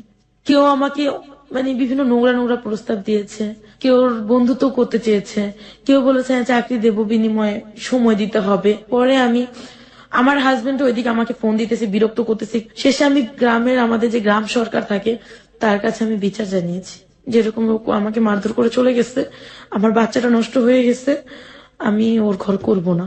ওইদিকে আমি রাশেদকে প্রশ্ন করলাম যে রাশেদ, আমি তো আমার হাজবেন্ড আমাকে নিতে আসতে বিচার বসাইছে, আমি কি করব? তোমার যা খুশি তাই করো। তো এই ঝামেলাগুলোর সাথে বিচারে ওর কথা হলো যে না, আমি আর সংসার করবো না। 3 মাস সময় দেওয়া হলো, যদি আমার মন গলিয়ে নিতে পারে তাহলে ওকে নেবে বা আমি ওর ঘরে যেতে পারি। তো এইভাবে করতে করতে আমার ম্যাট্রিক কমপ্লিট করলাম। আমি হাজবেন্ডের সাথে আমার ডিভোর্স হয়ে গেল, আমি নিজে ডিভোর্স দিয়ে দিলাম। আমিও মানে প্রচন্ড ভালোবেসে ফেলছি রাশেদকে, ওকে ছাড়া এখন আমি কিছুই বুঝি না। রাশেদ আলটিমেটলি আপনার ফুপির লাভার ছিল। সে ফুপিকে ভুলে গেছে, সে আমাকে ছাড়া কিছু বোঝে না, আমি তাকে ছাড়া কিছু বুঝি না। ফুপি এই জিনিসটা আন্দাজ করতে পারছে। তারপরে ফুপিদের সাথে আমাদের সাথে প্রচন্ড একটা গ্যাঞ্জাম হয়, ফুপি আমাদের যোগাযোগ করে না, আমরাও ফুপির সাথে যোগাযোগ করি না। আর বাবা প্রচন্ড সংসার থেকে চাপ দিতেছে, অনেক কিছু বলার পরে, চাপ সৃষ্টি করার পর আমি কোথাও কোনো চাকরি পাচ্ছিলাম না। একদিন দেখলাম ঘরে কোনো চাল নাই, ভাই বোন গুলো না খেয়ে আছে। তো আমি আমার এক ফ্রেন্ডকে জানালাম, ওকে আমি বললাম যে দেখো, আমার তো ঘরে কোনো চাল নেই, তুমি আমাকে 1000 টাকা ধার দাও, আমি তোমাকে বেতন পেয়ে দিয়ে দেবো আগামী মাসে। তোমার 1000 না, তোমার 1500 লাগলো না, কিন্তু তুমি আমাকে 1 ঘন্টা সময় দাও। কিরকম সময় দেবো তোমাকে? সে আমাকে একটা নোংরা প্রস্তাব দিল। তখন আমার এত কষ্ট হয়েছে যে বাসায় দেখছি ছোট ভাই বোন গুলো না খেয়ে আছে। বাসায় আসার পর পাশের ঘর থেকে আমি 100 টাকা ধার নিয়ে 1 কেজি চাল কিনছি, আধা কেজি আলু কিনছি, মরিচ কিনছি, ডাল কিনছি। ওরা সারাদিন না খাওয়া, রাত্রে খাইছে, সকালে খাইছে। তো এখন দেখি যে 1 কেজি চালে হয়নি, শেষ হয়ে গেছে। দুপুরে কি রান্না করবে? খুব কষ্ট হচ্ছে ওদের। আমার ভাইটা আমার কাছে এসে বলছে, আপু 2টা টাকা দেয়, আমি টাকা দিতে পারতেছি না। বাবা কি করছে? বাবা কিছুই করতেছে না, বাবা জুয়া খেলতেছে। আপনার মা কিছু বলছেন? আমার মা বললে আমার মাকে মারধর করে মাকে। তো আমি চোখে দেখলাম অন্ধকার, দেয়ালে পিঠ থেকে গেছে, আমি ওর কথা রাজি হয়ে গেছি। কার কথা রাজি হয়েছে? আমার ফ্রেন্ডের কথায়। কোন ফ্রেন্ড? ও ছিল মানে কোন এক হলের নেতা ছিল। তো ওকে, ওর সাথে আমার রাস্তায় একসময় পরিচয় হয়েছিল। আর রাশেদ যে আমার জীবনে ছিল, ও কোনো টাকা পয়সা দিত না তখন, আমিও চাইতাম না। তো ওর সাথে যে আমি ফোন দিলাম ওকে যে দেখো সোহাগ, আমি তোমার প্রপোজালে রাজি আছি, তবে 1000 টাকা না, মানে কোন অর্থে যেন। আমি তখন চিন্তা করলাম যে নিজের সম্মানটাই যেহেতু দেবো, তো 1000 টাকার বিনিময় কেন, আরো বেশিতে দেবো। এই সেন্সটা আমার মাথায় মানে কাজ করলো। তো আমি এই কথা বলার পর তুমি কত জানিস? আমি 2000 টাকা চাই। আমি তোমাকে 2000 টাকা দেবো না, 1500 দেবো, তুমি রাজি আছো? ঠিক আছে, রাজি আছি। ওর সাথে আমি গেলাম, ও কোন এক হোটেলে আমাকে নিয়ে গেছে। নিয়ে যাওয়ার পর ওকে আমি ওখানে 1 ঘন্টা সময় দিছি। ওখান থেকে আমি চলে আসি। চলে আসার পরে ঘরে বাজার টাজার করি। সেই দিন রাত্রে সম্ভবত রাশেদ আমাকে রাস্তায় দেখছে, আমাকে ফোন দিচ্ছে। ফোন দিয়ে বলছে, তুমি কোথায় আছো, এখন আমার সাথে দেখা করো। তো দেখা করো, ও আমাকে একটা মসজিদে নিয়ে ছুঁয়ে বলছে, তোমার এখন থেকে ভরণ পোষণ যা আসছে আমি গ্রহণ করব। আপনি তো রাশেদের কাছ থেকে হেল্প নিতে পারতেন, কেন নিলেন না? আমি কেন জানি ওর কাছ থেকে চাইনি। আর ও একদিন আমাকে একটা কথা বলছে যে মেয়েরা ছেলেদের কাছ থেকে টাকা খায় সে মেয়েরা ভালো হয় না। আমি ওর কাছে ভালো সাজার জন্য আমি আমার নিজের সম্মানটুকুকে বিক্রি করে দিচ্ছি একমাত্র বাবা মার ভাই বোনের শুধুমাত্র মুখে দুমুঠো ভাত দেওয়ার জন্য। সেই রাতে রাশেদ আমাকে একটা মসজিদে দাঁড় করাইয়া বলছে যে ও আমার সম্পূর্ণ ভরণ পোষণ দেবে, আমি কারোর সাথে ফোনে কথা বলতে পারবো না। আপনি রাশেদকে বলেছিলেন যে আপনার জীবনে এই ঘটনাটা ঘটে গেল কিছুক্ষণ আগে? না, ওর কাছ থেকে আমি লুকিয়ে গেছি। ও যা যা বললো আমি মেনে নিলাম। ও আমার বাবাকে ফোন দিল। তো বাবার সাথে রাশেদের সাথে আগে থেকে একটা পরিচয় ছিল। বাবাকে ও বলছে যে আমরা দুজন বিয়ে করে ফেলছি। তখন আমি বলি, মিথ্যে বললা কেন? মিথ্যে বলা ছাড়া কোনো কাজ নেই, ও এখন হাজবেন্ড হয়ে আমার বাড়িতে যাবে। তো আমি সবাইকে এসে বললাম যে আমার বিয়ে হয়ে গেছে, ডিভোর্স হয়ে গেছে, ওইদিকে এদিকে আমার বিয়ে হয়ে গেছে। পাড়া প্রতিবেশী সবাই খুব খুশি হলো। মিষ্টি আনছি আমি। পরে আমার বাবা মা তো খুব খুশি। বাবার একটাই চিন্তা, এত বড় লোকের ছেলে, তার মানে ভালো হবে। তারপর থেকেই আমি আবার স্কুলে জবটা ছেড়ে দিয়েছি, ও আমাকে স্কুলে জবটা ছাড়িয়ে নিয়েছে। ও আমাকে হেল্প করতো। এরকম করে 6 মাস গেল। ও তো ওর বিনিময়ে আমার কাছে কিছুই চাইনি। তো এর কত বিনিময়ে টাকা করে দিত প্রতি মাসে? মানে ও বাজার করে দিত টোটালি একটা। আর আপনার বাবা এগুলো বসে বসে খেতেন? হ্যাঁ, বাবা এগুলো বসে বসে খেতেন। এরকম করে 6 মাস চলে গেল। রোজার ঈদ, এটা হচ্ছে 2010-এর ঘটনা। তো ও আমাকে সম্পূর্ণ মানে বাজার টাজার দেবে, হঠাৎ ওর সাথে আমার ঝগড়া লেগে গেছে। ও আমাকে এখন আর বাজার টাজার দেবে না, কি করব। তারপরে আমি রাস্তায় একদিন সোহাগের কাছে গেছি, সোহাগও আমাকে ফিরিয়ে দিয়েছে। ফিরিয়ে দেওয়ার পরে আমার মানে রাস্তায় বসে আমি চিৎকার করে কাঁদতেছিলাম। রাশিদকে বারবার ফোন দিচ্ছিলাম, ও আমার ফোন রিসিভ করতেছে না, কি করব। বাসায় ফিরে আসলাম, আসার পর দেখি যে দুপুরে যে খেয়েছে আমার ভাই বোনগুলো আর খায়নি। রাত্রে প্রতিবেশীর ঘর থেকে খাবার দিয়ে গেছে, সেটাও আমার বাবা খেয়েছে, ভাই বোনরা খেয়েছে, আমিও খেয়েছি। পরের দিন সকালবেলা রাশেদকে খুঁজতে বের হয়ে গেলাম। আমি আমার কামরাঙ্গি চর থেকে হেঁটে টিএসির মোড় গেলাম, সেখানে ওকে পেলাম না। বাংলা মোটর আসলাম, বাংলা মোটর ওকে আমি পাইনি।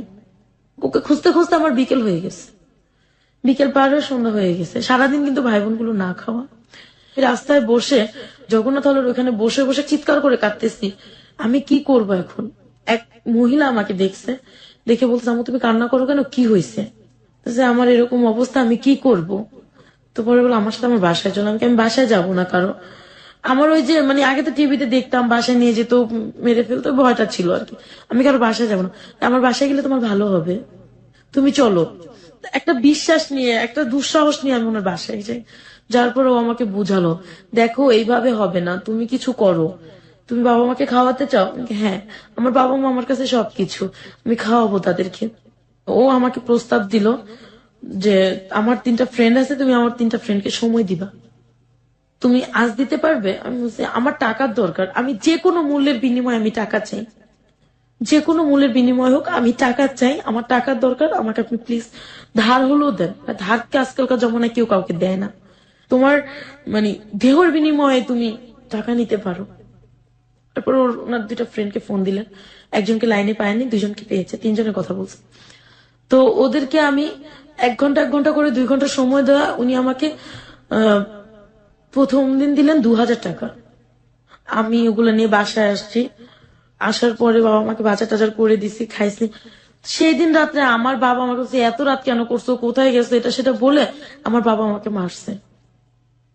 তখন আমি মাকে বললাম তোমাদের জন্য কষ্ট করব, ঘরে এসে মারও খাবো, এটা তো হয় না। তো মা আর কিছু বললেন না। তো পরের দিন উনি আমার ফোন নাম্বার রেখে দিচ্ছে। 1 সপ্তাহ পর আবার আমাকে ফোন দিছে এই ভদ্রমহিলা? এই ভদ্র মহিলা। তুমি তো একদিন চলে গেলে, আর ফোন দিলে না, খোঁজ না। আমি ওই টাকা থেকে হয়ে যাবে না, তোমার আরো টাকার দরকার। আমি কিভাবে হয়। এর ভিতরে রাশেদ আমার কোনো খোঁজ খবর নেয়নি। আমি আপনাকে খুব, আমার মনের ভিতরে কোশ্চেনটা ঘুরছিল, আমার মনে হয় যে প্রশ্নটা করা উচিত। হ্যাঁ, আমি প্রশ্নটা করছি এইভাবে। প্রথম কথা হচ্ছে যে আপনি কি কাজ করছেন সেটার চাইতে আমি বরং কেন করছেন সেদিকে থাকতে চাই। হ্যাঁ, 1। 2 নম্বর হচ্ছে যে আপনি তো নিজেও জানেন, কারণ আপনি যে ফ্যামিলিতে বড় হয়েছেন, এটা কত নিকৃষ্ট ধরনের কাজ। হ্যাঁ, কতটা বাধ্য হলে একটা মানুষ এই কাজটা করে সেটা আমরা দেখেছি। এই কাজটা করে যখন আপনি পয়সাটা পেতেন, সামান্য ডালের পয়সা, ভাতের পয়সা, হ্যাঁ, কোন রকম ভাই বোনের মুখে তুলে দেওয়ার মতো একটা পয়সা, ওরা যখন এই খাবারটা খেত বা আপনি যখন খেতেন, আপনার ফিলটা কি হতো? আমি যখন এই কাজটা করতাম, আমি যখন বের হতাম, তখন আমার মনে হয় যে আমি কোনো মানুষের ভিতরে পড়ি না, আমি একটা জঘন্য ধরনের মেয়ে, আমি নষ্ট হয়ে গেছি। যে জিনিসটা আমি সবসময় আমার হাজবেন্ডের মুখে শুনতাম, তো পরবর্তীতে এই কাজটা আমি করবো আমি কোনোদিন ভাবি নাই। আর ওই খাবারটা যেন আমার গলা দিয়ে নামতো না। কিন্তু মা শেষে বুঝতে পারতো যে এই কাজটা আমি কেন করলাম, অন্য কোনো কাজ করতে পারতাম। তখন চিন্তা করতাম যে অন্য কোনো কাজ করলে তো ওরা আমাকে রোজ টাকা দেবে না, হয়তো আজকে আমি জয়েন করছি 1 মাস পর আমাকে টাকা দেবে, কোনো মালিক আমাকে অ্যাডভান্স কিছু টাকা দেবে না, যেটা দিয়ে আমি মাস চলবো। তো পরে দেখা যেত কি এরকম 1 সপ্তাহ করছি, 2 সপ্তাহ করছি, 3 সপ্তাহ করার পরে, মাসখানেক করার পরে না আমার কাছে কোনো খারাপ লাগতো না, কিন্তু ওই টাকার খাবারটা আমার গলা দিয়ে নামতো না। আর রাশেদকে তখন প্রচন্ড ঘেন্না হতো যে ও আমার কেন খোঁজ নেয় না, ও যদি খোঁজ দিত তাহলে আজকে আমার এরকম হতো না। এরকম করে রোজা চলে আসলো, আমি রোজার ভিতরে আমার বাবা মাকে এই কাজ করে ফুলফিল বাজার করে দিলাম। ঈদ কাটলো, ছোট ভাই বোন গুলোকে কাপড় দিচ্ছি। আমার ফুপু, ছোট ফুপু, আমার এত কষ্ট পেয়েছি তখন যে আমার ছোট ফুপু আমার মাকে দিচ্ছে, ছোট ফুপু আর বড় ফুপু মাকে দিছে, বাবাকে দিছে, ভাইকে দিছে, বোনকে দিছে। আমাকে একটা সুতা পরিমাণ জিনিস কেউ দেয়নি। যখন আমি দেখলাম যে ওরা আমাকে পছন্দ করে না, তখন আর ওদের প্রতি আমার কোনো মায়া থাকলো না। তো ঈদের দিন রাশিদ আমাকে ফোন দিচ্ছে। ফোন দেওয়ার পরেও বলতেছে, কেমন আছো? আমি কি তুমি যেমন রেখেছো ঠিক সেরকমই আছি, না মরে বেঁচে আছি। তো ও বললো যে এভাবে কথা বলতেছো কেন? আমি কি না, তুমি যে একটা ব্যক্তিকে রেখে গেছো, জানো আমার বাবা কাজ করে না, আমার টাকা খায়, তোমারটা খেয়েছে, তো তুমি কিভাবে এভাবে চলে গেলে আমাকে রেখে? ও আমাকে বললো যে ঠিক আছে, সবকিছু ঠিক হয়ে যাবে। ঈদের দিন রাত্রে ও বলতেছে যে তুমি একটা কাজ করো, তুমি আমার সাথে দেখা করো। কখন দেখা করবো? রাতে দেখা করো। বিকেলে ওই মহিলা আমাকে ফোন দিছে যে লাবণ্য, তুমি একটু আসবা? কেন? আমার দুটা ফ্রেন্ড আসছে, তুমি যাদের সাথে বসো তারাই আসছে, ঈদের দিন তোমাকে দেখতে চায়। তো আমার তো কোনো রকমেরই নেই, আমি চলে গেছি। আমি কিন্তু পুরোনো কাপড় পরে গেছি, কারণ আমি ঈদে কোনো কাপড় নেই। মানে তখন আমার আমার হাজবেন্ড আমাকে 6 মাসে কিছু দেয়নি, বাবা মাও কিছু দেয়নি। ওই যে শাড়িগুলো বিয়ের আগে কিনছি বা বাঁশ শাড়িগুলো, নতুন শাড়িগুলো, ওগুলো পরতাম। তো আমি যাওয়ার পরে ওনারা আমাকে 2 ঘন্টা রাখলো। 2 ঘন্টা রাখার পর আমাকে 3,000 টাকা দিচ্ছে। ওরা বাইরে খেলো আমাকে নিয়ে। আমি ওইদিকে রাশিদকে ফোন দিচ্ছি, রাশিদ ফোন রিসিভ করে না। 8টার দিকে প্রচন্ড বৃষ্টি হচ্ছিল, ওই বৃষ্টিতে ভিজে ভিজে ওকে আমি পুরো টিএসসি খুঁজছি, রমনা খুঁজেছি, ওকে আমি পাইনি। ও আমাকে রাত 10টার সময় ফোন দিছে, তুমি কোথায়? যে বাসায়। তুমি আমার সাথে দেখা করতে আসতো না, এটা বলে প্রচন্ড ঝগড়া করতেছে আমার সাথে। পরে আমি বলছি, আচ্ছা ঠিক আছে, আমার ভুল হয়ে গেছে। পরে ফোন রেখে ছোট ভাই বলতেছে, আপু শিশু পার্কে ঘুরতে যাবো। আর আমি আমার ছোট ভাই বোনদেরকে বাবা যে দেয় না সে অভাবটা বুঝতে দিতাম না। যেভাবেই হোক আমি ওদের সবাইকে বুঝায় রাখতাম যে না, টাকা পয়সা আছে, খেতে পারবি, চলতে পারবি। তো আমার ওদেরকে নিয়ে আমি শিশু পার্কে ঘুরতে গেলাম। 3,000 টাকা ছিল, তো 1,000 টাকা খরচা হয়ে গেল ওদের যাওয়া আসা না। ও আমাকে রাশিদ আমাকে ফোন দিল, বললো চল আজকে আমার এক ফ্রেন্ডের বাড়িতে যাব। ঠিক আছে যাব। ফ্রেন্ডের কে কে আছে? মা আছে, ভাই আছে, বোন আছে, সবাই আছে। কিছুর জন্য যাব, ওরা আমার বউকে দেখতে চাইছে। ঠিক আছে যাবো।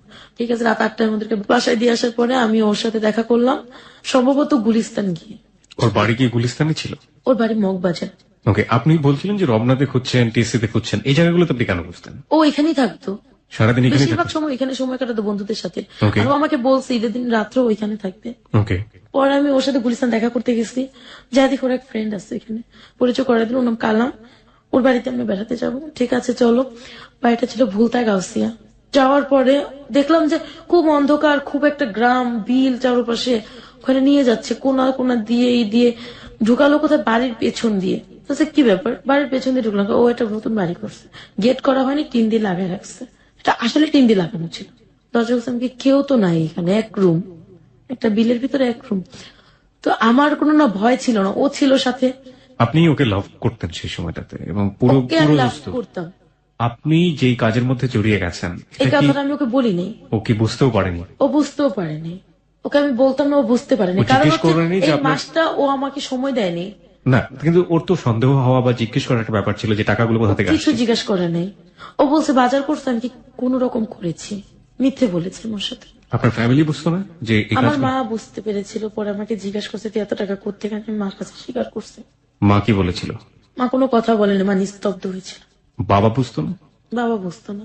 আমার বাবা এক কথা, মোট কথা বলতে গেলে ও ছিল টাকার, ও টাকার জন্য সব করতে পারে, শুধু পারে না মেয়ে আর বউকে বেচতে।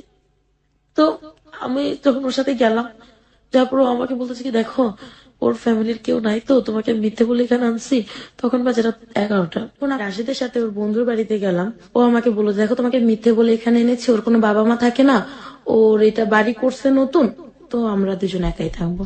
ভালো কথা, আমরা একাই থাকবো, সমস্যা নেই। আধা ঘন্টা পরে মানে ও আইসা, মানে ও আমাকে ওখানে গিয়ে ও আমাকে ইউজ করে।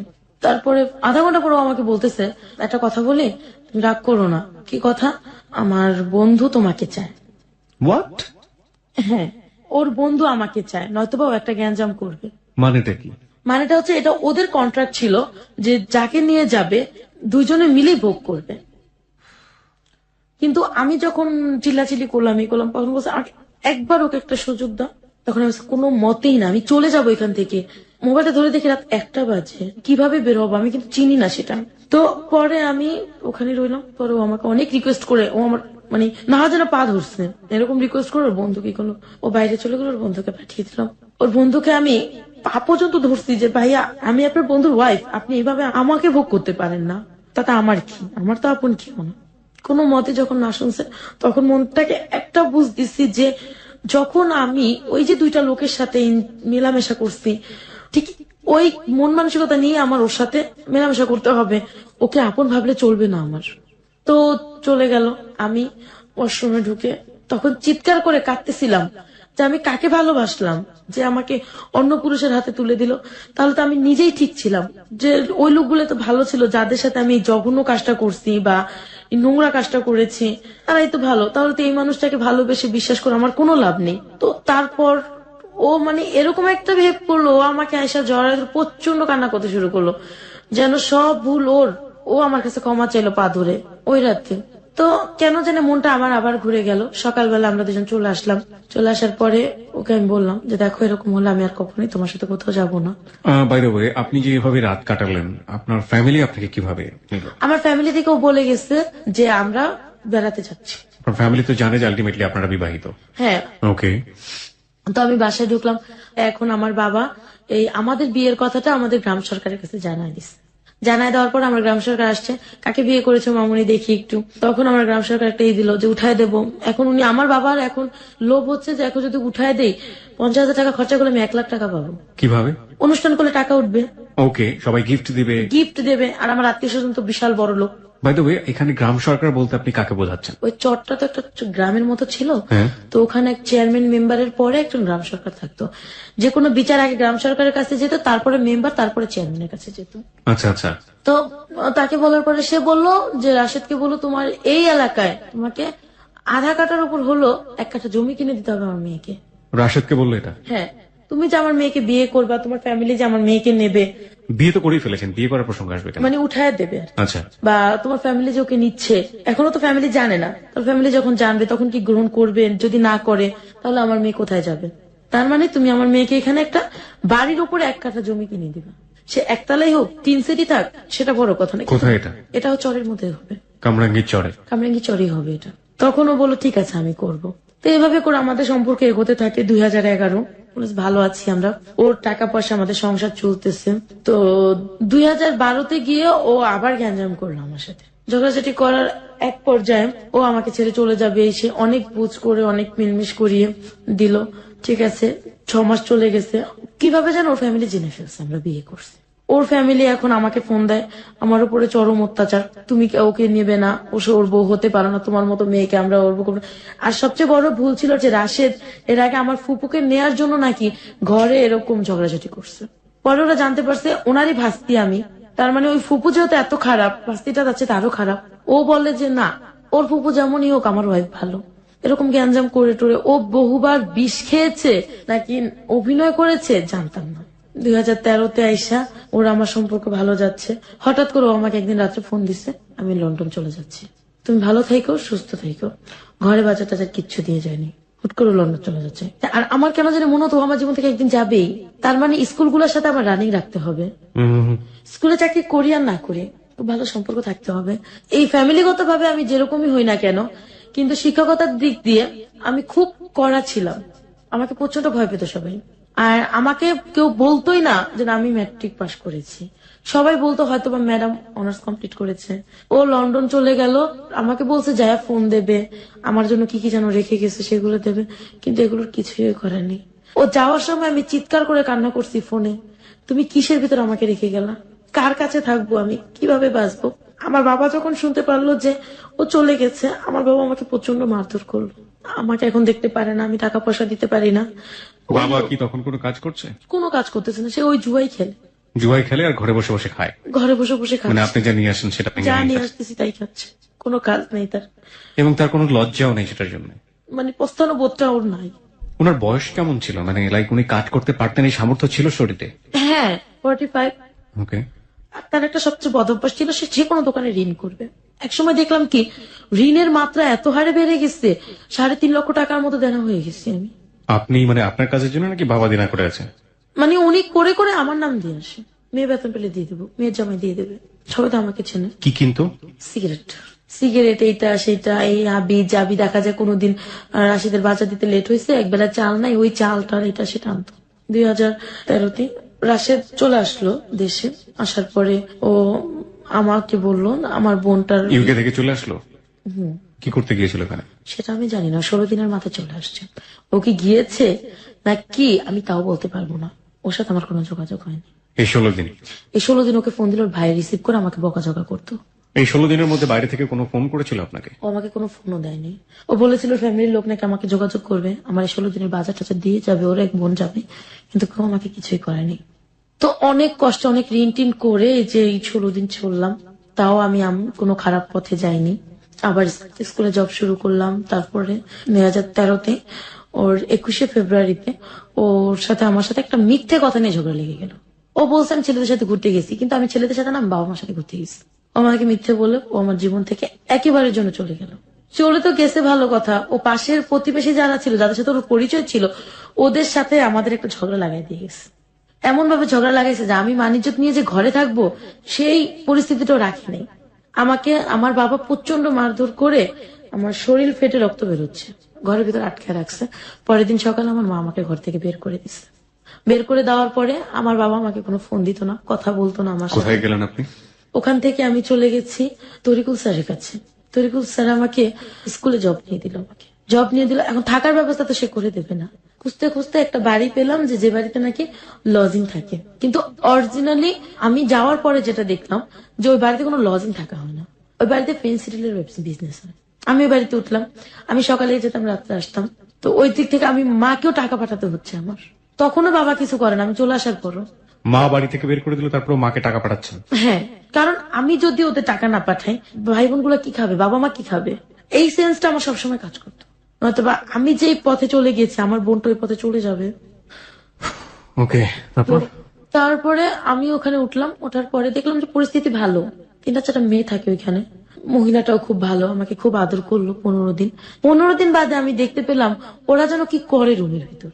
ওনার যে 2টা ছেলে ছিল আর ছেলের একটা বন্ধু ছিল, তারপর একটা ছেলে থাকতো এখানে। 4টা রুম ছিল, তো একটা রুম আমি 2টা মেয়েকে নিয়ে থাকতাম, আর একটা রুম স্বামী স্ত্রী থাকতাম, আর রুম গেস্ট রুম ছিল, আর একটা ছেলেরা বন্ধু নিয়ে থাকতাম। তা আমি প্রথম এগুলো খেয়াল করতাম না, কারণ আমি সকালে যেতাম, বিকেলে আসতাম, আমি স্কুলে জব করতেছি, টিউশনি করতেছি। তো ওদের এই জিনিসগুলো আমি 15-16 দিন পরে খেয়াল করি যে ওই মেয়েরা ওই গেস্ট রুমটার ভিতরে কি করে। তারপরে দেখা যায় যে ছেলেগুলো কি করে, এগুলা বোতল, ছোট ছোট বোতল গুলা কিসের, কারণ এই সমস্ত জিনিসের সাথে আমি আগে থেকে পরিচিত না। এগুলো জানার পরে আমি আস্তে আস্তে ওদের সম্পর্কে ডিটেলস খোঁজ নিতে থাকি। আমি ওদের সাথে খুব ফ্রি হয়ে যাই। ওরা তখন বলল ওইখানে ওদের নোংরা কাজ চলে, আর ছেলেগুলো ফেন্সি ডিলের বিজনেস করে। এরপরে ওর যে দেবরটা, ওর দেবরের সাথে আমার খুব ভালো একটা সম্পর্ক হয়ে যায়, বন্ধুর মতো। দেবরটা আমার কাছে সব স্বীকার করে। দেবরটা এরকমও আমাকে জানাইছে যে ওরা এরকম মেয়েদেরকে লজিং রেখে এই কাজগুলো করে, আমাকে দিয়েও করাবে। তো আমি এগুলো বিশ্বাস করতে পারি নাই। ওরা করে কি, মেয়েদেরকে ঘুমের ওষুধ খাইয়ে তো এমন কিছু ডোজ দিয়ে দেয় যে ওগুলো মেয়েদেরকে যদি ওই রাতে এখান থেকে যদি মেরেও ফেলা হয়, মেয়েরা টের পাবে না, এরকম করা হয়। অথবা মেয়েদেরকে ঘুরতে যাওয়ার নাম করে যশোর বেনাপোলে নিয়ে গিয়ে ওদের শরীরের সাথে বা বউ সাজিয়ে ব্যাগের ভিতরে পেন্সিল দিয়ে ওদেরকে আনা হয়। ওই যে ওর দেবরের সাথে আমি একদিন ঘুরতে ঘুরতে, এটা হচ্ছিল হচ্ছে রায়েরবাজার বুদ্ধিজীবীর গদি ঘরে। তো আমি রায়েরবাজার বুদ্ধিজীবীতে ঘুরতে গিয়ে আমার এরকম ছিল যে আমি সব শ্রেণীর লোকেদের সাথে খুব ভালোভাবে মিশতে পারি। তো আমি ওই র্যাবের সাথে পরিচয় হলো আমার। কিছু র্যাব ছিল এখানে, আমার চিন্তা ভাবনা ছিল আমি প্রশাসনের সাহায্য নেবো, ওরা যেহেতু আমাকে এরকম করবে।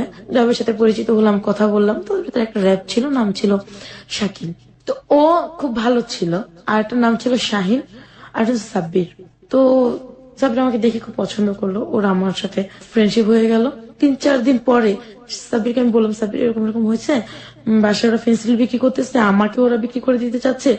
তো সংক্ষেপে ওদেরকে বলছি। ওকে, আমার মোবাইল ছিল না, ওই মহিলার মোবাইলকে আমি আপা বলতাম, ওর নাম ছিল লাকি আপার নাম ছিল, লাকি আপার মোবাইলটা আমি বললাম। ওরা বলছে তোমার সাথে দেখা করি। তো সেই দিন বিকেলে আমাকে জানানো হলো যে আমাকে ওরা নাকি দৌলদিয়া নামে একটা ঘাট আছে, সেখানে ওরা 3.5 লক্ষ টাকা বিক্রি করে দিচ্ছে। তারপরে আরেক জায়গায় এই ঢাকাতে পুরানা পল্টনে ওদের এক মামার কাছে 75,000 টাকা 15 দিনের জন্য বিক্রি করে দিচ্ছে। মাই গড। তো যেদিন রাত্রে আমাকে ওরা নিয়ে যাবে, আমি জানি না ওদিন রাত্রে আমাকে নিয়ে যাবে, ওর দেবরা এসে আমাকে বলতেছে যে তুমি যদি এখান থেকে না যাও, তুমি কালকের পৃথিবীতে সূর্য দেখবা না। কেন এরকম হয়েছে, তোমাকে ওরা নিয়ে যাবে দৌলতিয়া ঘাটে 15 দিন পরে। আর আজকে রাত্রে তোমাকে ওরা বলে নিয়ে যাবে। তো এর আগে আমি র্যাপকে বলে রাখছি সবকিছু এরকম এরকম করবে ওরা, তুমি আমাকে প্লিজ বাঁচাও। তো সকালবেলা আমি শুনলাম ওরা আমাকে বলছে, জানিস তোর ভাইয়া তো পুরানা পল্টন গেছে, ওর হাজবেন্ড আবার ওর সাথে রাগ করে চলে গেছে, তো তোর ভাইয়া তো চলে গেছে, তো ভাইকে আমরা আনতে যাবো পুরানা পল্টন, তুই কি যাবি আমাদের সাথে? আমি বললাম দেখি কি করতে পারি। এর মধ্যে ওই র্যাপকে ফোন দিচ্ছে ওই লোকের নাম হচ্ছে মিন্টু। মিন্টু ফোন দিয়ে বলছে ওকে কিন্তু নিয়ে যাবে একটু পরে। ঘন্টা খানিকের মধ্যে ওরা ওইখানে ফোর্স নিয়ে চলে গেছে।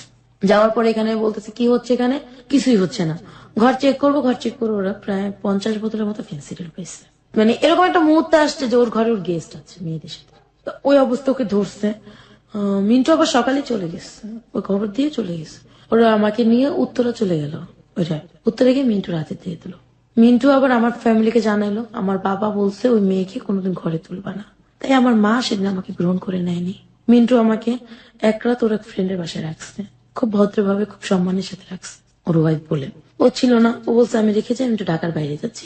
পরের দিন ও এই কামরাঙ্গি চড়ে এসে জালারি চৌরাস্তা আছে একটা, ওখানে এসে আমার জন্য বাসা খুঁজে বের করছে একদিনে।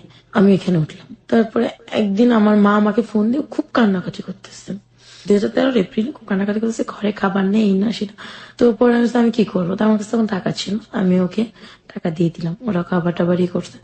প্রতি মাসে টিউশনি করে যে টাকা বেতন পাই ওর থেকে ওদেরকে দিয়ে দিই, ওর থেকে আমি রাখি। আমার ঘর ভাড়া বেশি ছিল না, এক রুম তো 2000 টাকা ছিল। আমি কষ্ট করে চলতাম, ওদেরকে আমি কষ্ট দিতে দিতাম না। আমার বাবা অসুস্থ ছিল, তাকে আমি চিকিৎসা টাকা দিয়েছি, ভাই বোনদেরকে দেখেছি।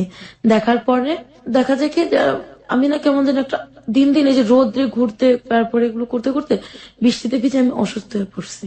এখন আমি ওই বাসায় থাকতে পারতেছি না, বাসা চেঞ্জ করে ফেললাম। বাসা চেঞ্জ করে আরেক বাসায় গেছি, সেখানে আমি খুব অসুস্থ। এর ভিতরে এক স্কুল টিচারের সাথে আমার পরিচয় হয়েছে, তার বয়স 50-এর উপরে।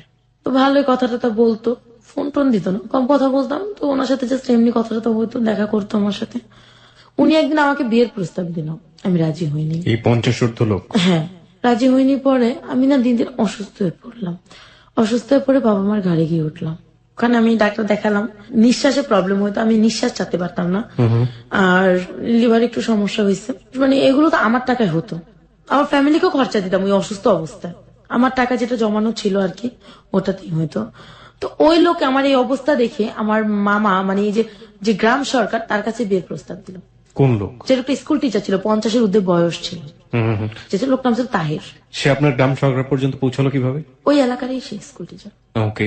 তো ওই হিসেবে সে বলছে, আর আমাদের সম্পূর্ণ দায়িত্ব ওই গ্রাম সরকার নিয়েছিল। তো ওনার কাছে বিয়ের প্রস্তাব দিল। আমাকে জিজ্ঞাসা করা হলো, তখন তো আমি খুব অসুস্থ, আমার একজনের হেল্প চাই, বাবা মা আমাকে রাখবে না।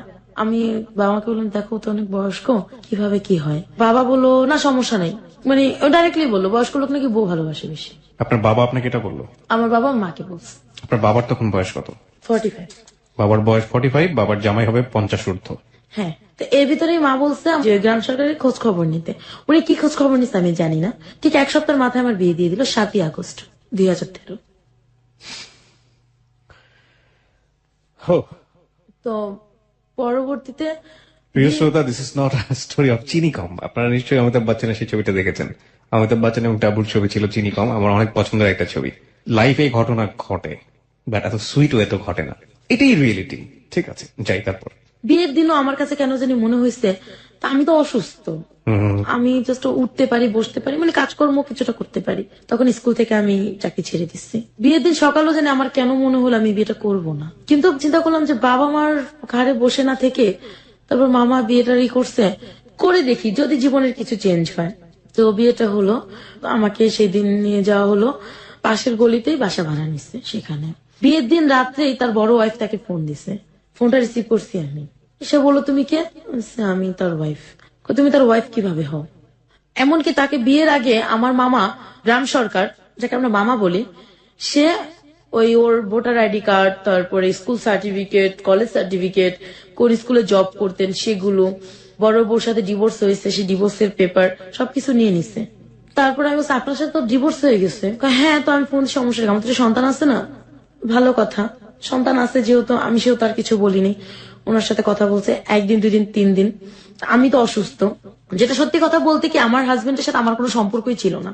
মানে স্বামী স্ত্রী পরে যে সম্পর্ক। বিয়েটা হয়েছে আমার, স্বামী স্ত্রী সম্পর্ক এক্স্যাক্টলি এক্সিস্টিং যে রিলেশনশিপ হ্যাঁ, পঞ্চশোর স্বামী স্ত্রীর কোনো সম্পর্কই তার সাথে ছিল না। কারণ আমি অসুস্থ, তার ভিতরে তার ওয়াইফ ফোন দিছে, এটা আমার বিবেকে বাজছে, কেন ফোন দেবে? তো এভাবে করে তার সাথে প্রায় 1 সপ্তাহ কেটে গেল। 1 সপ্তাহ কেটে যাওয়ার পর তার আরেকটা ওয়াইফ আমাকে ফোন দিছে। তখন আমি মানে তার ফোনে আমি ইউজ করি, তো আমি বললাম আপনি কে? তো ওর নাম ছিল রনি। আমি রনি না ননি জানি, চিটাগং বাড়ি তাদের, চিটাগং থেকে ননি বলছি। তো আপনি কাকে চান? বললাম তাহেরকে চাই। তা আপনি কি হন? আমার ওয়াইফ। কিভাবে হলো? সাথে সাথে আমি বললাম কিভাবে হলো, কারণ যেহেতু তার এক ওয়াইফ ডিভোর্স প্রাপ্ত, আমি আছি, তো আমি দ্বিতীয় ওয়াইফ, তার আর কোনো ওয়াইফ নেই। আপনি কে তাহলে? আপনি যাকে বিয়ে করেছেন তার আমি এক ওয়াইফ, আপনি তৃতীয় ওয়াইফ, আমি দ্বিতীয় ওয়াইফ। উনিও ডিভোর্স? না। তো আমি বললাম আপনি আমাকে কেন ফোন দিচ্ছেন? আমি বাবা মাকে সবকিছু জানাইছি, মামাকে সবকিছু জানাইছি, তাকে বলছি সমস্যা কি, সে গ্রামে থাকবে আপনি ঢাকায় থাকবেন, এইভাবে সে আমাকে বললো। আমি এভাবে ঘর করতে পারবো না, যেহেতু মানে আপনার সাথে আমার সাথে স্বামী স্ত্রীর কোনো সম্পর্ক নাই, সেও তো আপনার সাথে আমি ঘর করতে পারছি না। নামমাত্র স্বামী স্ত্রী? হ্যাঁ, না মাত্র স্বামী স্ত্রী, এটাই রিয়েল ছিল আর কি। তো আমার খুব একটা সন্দেহ হতো, তার ওয়াইফ ফোন দিত, কথাবার্তা বলতো, বড় ওয়াইফ ফোন দিত, দুজনেই আমার সাথে কথা বলতো। হঠাৎ একদিন 15 দিন যাওয়ার পরে তার সেকেন্ড ওয়াইফ আমাকে বলল সে নাকি লাইগ্রেশন করা, যেটা একটা পুরুষ করলে তার কখনই কোনো সন্তান আসবে না। আমি একটা অল্প বয়সের মেয়ে, আমি কিভাবে এটা মেনে নিই আমার সন্তান থাকবে না? আর সন্তান থাকবে না এই জিনিসটা আমি কখনোই মানতে পারিনি। এগুলো নিয়ে ঘটমট করতে করতে গ্যাঞ্জাম হচ্ছিল, মা আমার কাছে গ্রামসার কাছে বিচার দিলাম। সবাই বললো যে এই মেয়েকে আপনি কি করলেন, এই মেয়েকে আপনি কেন জীবনটা নষ্ট করলেন? আপনি জানতেন আপনি লাইগ্রেশন করা, আপনি কেন মেয়ে? ওর এক কথাই বলতো যে ও সন্তান আনুক, পালতে আনুক। আপনার হাজবেন্ড? হ্যাঁ, ও সন্তান পালতে আনবে, আমি তাকে মানুষ করবো। আমি কোনোদিন না, আমি যত মা হওয়ার ক্ষমতা রাখি সেও তো আমি একটা সন্তান পালতে আনতে পারি না। এই জিনিসটা আমার কাছে ঘোর নাকচ ছিল যে আমি পালতে আনবোই না। তো এরকম করে তার সাথে ঘটর মটর করে আমার 1.5টা মাস গেছে। যাওয়ার পরে আমি বললাম যে আমি আপনার সাথে ঘর করবো না, ঘর করবো না বলছি, পরে সে আমাকে প্রচন্ড মারধর করলো। আমার সবচেয়ে কষ্ট লাগতো ওইখানে যে সে কোনো বাজার করতো না ঘরে। 1 কেজি চাল, 1 কেজি আলু, একটু ডাল, একটু ডিম আর মরিচ, এছাড়া সে কিছুই আনতো না। এগুলো খেতে খেতে এক সময় আমি অসুস্থ হয়ে পড়লাম। আমার আবার সেই গ্যাস্ট্রিকের প্রবলেমটা দেখা দিল, আর আমার নিঃশ্বাস ছাড়তে খুব কষ্ট হতো। আমি খুব অসুস্থ, আমি বিছানা থেকে উঠতে পারি না। তারপর একদিন খুব শক্তি করে উঠে আমি তার সাথে প্রচন্ড ঝগড়া করলাম, আমি আপনার সাথে ঘর করবো না, আমি কিভাবে বাঁচবো এভাবে? তারপরে সে বলল তুই কেন থাকতে পারবি না? তুই থাকতে হবে তোকে, তোর বাবা মার কাছ থেকে। বাবা মার নাই, কোত্থেকে আনবো? বাবা মারও দুঃসাহ জীবনযাপন কাটাচ্ছে, কারণ আমি দিচ্ছি না তাদেরকে, আমি কোত্থেকে দেবো? সে আমাকে মারধর করলো, প্রচন্ড মারধর করে। ঘরে একটা লাঠি ছিল আমার, লাঠিটা দিয়ে আমাকে পেটালো। তো পরবর্তীতে মানে সে আমার বাবা মাকে কোনো খবর দেয়নি, পাশের ভাড়াটিকে কোনো খবর দেয়নি, সে চলে গেছে। তখন আমি সারাদিন আমার মাকে আমি ফোন না দিছি, না গিয়েছি, তখন আমার মা আমাকে খোঁজ নিতে আসছে। আসার পর দেখে আমার দরজা লাগানো, সে ভাবছে আমি বাইরে গেছি, দ্বিতীয়বার চলে গেছে। কিন্তু সবচেয়ে আশ্চর্যজনক বিষয় হচ্ছিল যে আমার বাবা তখন একটা সমিতির সাথে যুক্ত ছিল, সেই সমিতিটা ছিল আমার ফ্ল্যাটের পাশের ফ্ল্যাটে। কিন্তু আমার বাবা ওই যে দরজা তালা মারা দেখছে, সেজন্য আসে যেতে পারেনি। আমার হাজবেন্ড যে ওই যে ভাড়াটার ঘরে চাবি দিয়ে গেছিল, এটা আবার তারা জানতো না। ভাড়াটা বলছে আমিও বেরিয়েছি, হাজবেন্ডও বেরিয়েছে, তাই হাজবেন্ড চাবি দিয়ে গেছে। তো চাবি তখন দেওয়ার সময় তাকে কিছু বলে যায়নি যে ঘরের মধ্যে আপনি আছেন ভাড়া? না না না, সে চাবি দিয়ে চলে গেছে, আমি বাইরে চলে যাচ্ছি, তার মানে তার আগে আমি চলে গেছি। তো এরকমটা একটা মিনিং করে গেছে। পরে উনি জিজ্ঞাসা করছে ও কোথায়, জানি না, মনে হয় কোথাও গেছে। আমার মা কিভাবে যেন বলতেছে কি ওর ঘরে তাহলে আমার কিছু বাটি আছে, বাটিগুলো নেব। আমি তার আগের দিন সারাদিনের না খাওয়া, সে বাইরে গিয়ে খেয়ে আসতো, আমার জন্য খাবার আনতো না। আপনার হাজবেন্ড? হ্যাঁ। তো আমি সেদিনও সারাদিন সেন্সলেস। তো মা সন্ধ্যাবেলা ঢুইকা দেখে আমাকে, দেখে একটা চিৎকার করছে, এক চিৎকার আমার বাবা আমার সব চলে, বাবা পাশের ফ্ল্যাটে ছিলেন, সে তার ভাড়াটা সব চলে আসছে। আসার পর ওইখানে আমাকে সুস্থ করে আমাকে ওইখান থেকে বাড়ি নিয়ে যায়। এরপর আর কোনো দিন মানে ওই দিন থেকে সেপ্টেম্বর অক্টোবর থেকে এই পর্যন্ত আমার হাজবেন্ডের সাথে আমার আর কোনো যোগাযোগ হয়নি। তার মানে কাকতালীয় ভাবে সেদিন যদি আপনার রুমে আপনার মা না ঢুকতেন তাহলে আপনি ওখানে তাহলে মারা আমাকে যেতেন। নিহত পেত ওখানে। এরপর আমাকে বাসায় নিয়ে গেছে, আমার চিকিৎসা করাইছে। আমি 27 রোজ আমাকে হসপিটাল থেকে বাসায় আনছে। ঈদের পরপরই আমি আবার আমার খোঁজে বের হয়ে গেছি। এই প্রথম আমার জীবনে মানে আমি যত অসুস্থ, শুধু আমার মা আমাকে সাপোর্ট দিল। তখন আমার বাবা আমাকে তখন পর্যন্ত নির্বাক হয়ে তাকায় দেখছে, শুধু আমাকে কোনো সাপোর্ট দেয়নি। আমি আমার মতো বের হয়ে গেছি, আমি ওই ঘরে থাকিনি। ঈদের পরপরে আমি বের হয়ে বাসা ভাড়া নিছি, নিয়ে আমার মতো চলে গেছি। চলে যাওয়ার পরে আমার এক ভাইয়া আমাকে বললো, আমি একটা বাসা চিনি, তুই তো এই লাইনে আছিস, ভাইয়া বুঝতে পারছিস আর কি, আছিস তুই তো, তুই আমি একটা বাসা চিনি, তুই ওখানে চল। ওখানে যাওয়ার পরে আমাকে ওই আন্টি দুটা লোকের সাথে পরিচয় করাই দিচ্ছে। প্রথম দিন যাওয়ার পরে সে আমাকে রাখেনি, পরের দিন আমাকে বলছে তোকে ফোন দেবো, সে আমাকে ফোন দিছে। ফোন দেওয়ার পরে আমি গেছি, যাওয়ার পর একটা লোক, সে খুব ভালো চাকরি করে, একটা লোকের সাথে পরিচয় করাই দিছে। বলছে তুমি তাকে সময় দাও, সে তোমাকে খুশি করে দেবে। তখন কিন্তু আমি অভাবে অবস্থা, অনটন অবস্থা, বাবা মারও দুঃসহ অবস্থা। বাবা মা যে সমিতির সাথে আছে, বাবা সেই সমিতি টাকা আটকে গেছে, ঘরে চাল নেই, মা ফোন দিয়ে কান্নাকাটি করছে। মানে এত কষ্ট পেয়েছি যে মানে নিজে অশান্তিতে ছিলাম, কখনো বাবা মা ভাই বোনকে অশান্তি দেখায়নি, কষ্ট দেখায়নি। সেখানে আমি সময় কাটানোর পরে সেই দিন আমাকে ওরা দিয়েছে 2000 টাকা। আমি 1000 টাকা নিজের জন্য রাখছি, 1000 টাকা বাসায় পাঠিয়ে দিছি, ওরা ওদের মতো চলছে। এরপরে 3-4 দিন পরে আন্টি আমাকে আবার ডাকছে, তখন দেখা হয়েছে আমার সাথে এক ডক্টরের সাথে। এক ডক্টর, তখন সে মানে আমার সবকিছু শুনলো।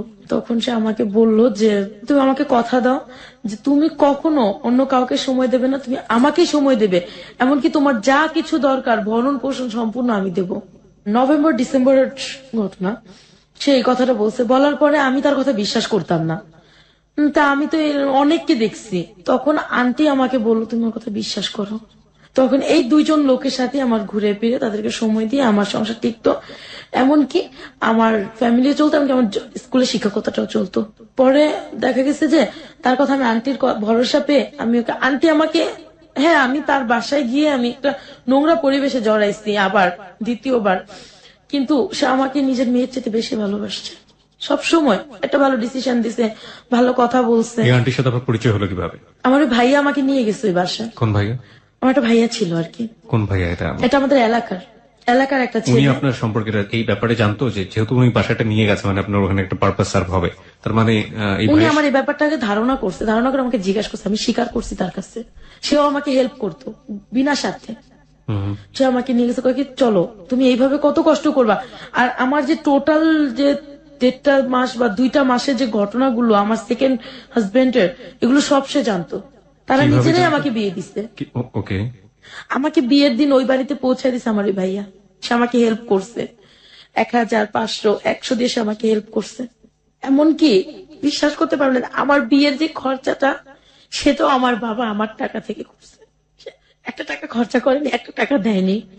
তারপরে এই যে 2টা বছরে সে যে ঋণগুলা করছে, এই ঋণগুলো আজ পর্যন্ত আমি দিচ্ছি। এই কাজগুলো করে আমি এখন এই কাজগুলো করি না, বলতে যে শুধুমাত্র যে আমি যে 10 জনের সাথে মিশবো সেটা করি না। জাস্ট আমার ওই ডক্টরের সাথে খুব ভালো একটা ফ্রেন্ডশিপ আছে। প্রতি সপ্তাহে সে আমাকে একটা খরচে টাকা দেয়, যাতে করে আমার আর এইসব নোংরা কাজে ঢুকতে না হয়। সে পৃথিবীর যে প্রান্তে থাকুক না কেন, সে প্রতি সপ্তাহে আমার টাকাটা আমাকে পাঠিয়ে দেয় আমার মোবাইলে। and you have that kind of relationship with that doctor, right? আপনার তো ডক্টরের সাথে এই সময় কাটানোর মতো একটা রিলেশনশিপ আছে। হ্যাঁ, সময় কাটানোর মতো একটা রিলেশনশিপ আছে। তারপরও সে যথেষ্ট ভালো, আমি তাকে মন্দ বলবো না, সে ভালো। তারপরে দেখা যায় আর যে রিলেশনটা, আমি এখন বর্তমানে আমার একটা স্টেশনারি আছে, বইয়ের লাইব্রেরি। উনি যখন আমাকে হেল্প করতেছিলেন তখন উনি আমাকে বললো যে তুমি কিছু একটা করো, শুধু মাস্টারি দিয়ে তোমার হবে না, তুমি মাস্টারিটা ছেড়ে দাও, তুমি কিছু একটা করো। শেষে যে গ্রাম সরকার আমাকে বিয়ে দিয়েছিলাম, প্রথমে বলছিলাম, সেই গ্রাম সরকার আমাকে একটা প্রোডাকশন হাউস বলতে একটা এম্ব্রয়ডারি হাউসে জব নিয়ে দিল। সেখানে 6000 টাকা বেতনে জব নিয়ে দিছে। আর যে ডক্টরের সাথে আমার ফ্রেন্ডশিপ আছে, সে আমাকে কিছু টাকা দিল একটা দোকান করার জন্য। কত টাকা? প্রায় ওখানে 20,000 টাকা। দোকান করছি আমি ওখানে। একটা মানে চিন্তা করলাম কি করব, তখন আমার তো অনেক স্কুলের সাথে যোগাযোগ, তখন আমি বইয়ের লাইব্রেরি দিলাম। বইয়ের লাইব্রেরি মানে স্টেশনারি, বই, খাতা, পেন্সিল, রাবার বা গাইড, এটা সব পাওয়া যাবে ওখানে। ওকে। আজ অব্দি আমার বাবা সাপোর্ট করেনি। এমনকি 2-1 দিন আগের ঘটনা, যে আমার বাবাকে যাকে আমি এত হেল্প করছি বা আমি যাকে নিয়ে এখনো বেঁচে আছি, আমি আজীবন বেঁচে থাকবো, আমার সাথে যাই করুক না কেন, আমার বাবা 2-1 দিন আগে আমাকে মেরে আমাকে আমার মাকে দোকান থেকে বের করে দিয়ে ওই দোকানটা সে নিজের করে নিছে। কিন্তু ওই দোকানের যতগুলো জিনিস সবকিছু আমার। এমনকি বাবা আমাকে খুব বৃষ্টি ভাষায় একটা বকা দিয়ে বলছে, তুই তো ভালো না, তো খারাপের টাকা দিয়ে তুই দোকান করছিস বা তুই খারাপের টাকা আমাকে দিছিস। তখন আমার এত কষ্ট হয়েছে যে যেই বাবা মার জন্য আমি নিজের সবকিছু বিসর্জন দিয়ে দিছি, সেই বাবা আজকে আমার দোকান আমার সাথে মানে প্রতারণা করে যেন নিয়ে গেল। আজকে সেই দোকানে আমি নিজে দাঁড়াইতে পারতেছি না, বাধ্য হয়ে দোকান থেকে সরে আসছি। যে সে বলতেছে এই সবকিছু আমার, তোর কিছুই নাই এখানে। আমি যে তাকে 2-2.5 বছর দেখলাম, তাদের সংসারটাকে চালালাম, নিজে কষ্ট করলাম, এর কিছুই আমার বাবা স্বীকার করে না এখন। আর আমাকে যা তা বলে যে আমি ভালো না, আমি খারাপ।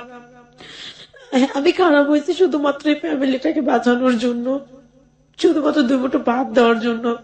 কি করবো না, তোমার বোনটা নষ্ট হয়ে যাবে, ভাইটা বকাইটা হয়ে যাবে, মার কারখানায় চাকরি করতে হবে, আমার এত কিছু হয়ে গেছে। আমার মাকে আমি কখনো বাইরে কাজ করতে দেইনি, আমার বোনকে আমি কখনো বলি নাই তুমি একটা টিউশনি করো, কিচ্ছু করে না ওরা, আমি চালাই।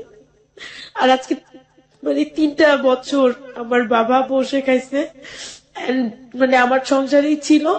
And এখন যে দোকানটা আছে সে এখন ওই দোকানেই করে, আমার সাথে সে টোটালি যোগাযোগ বন্ধ করে দিচ্ছে।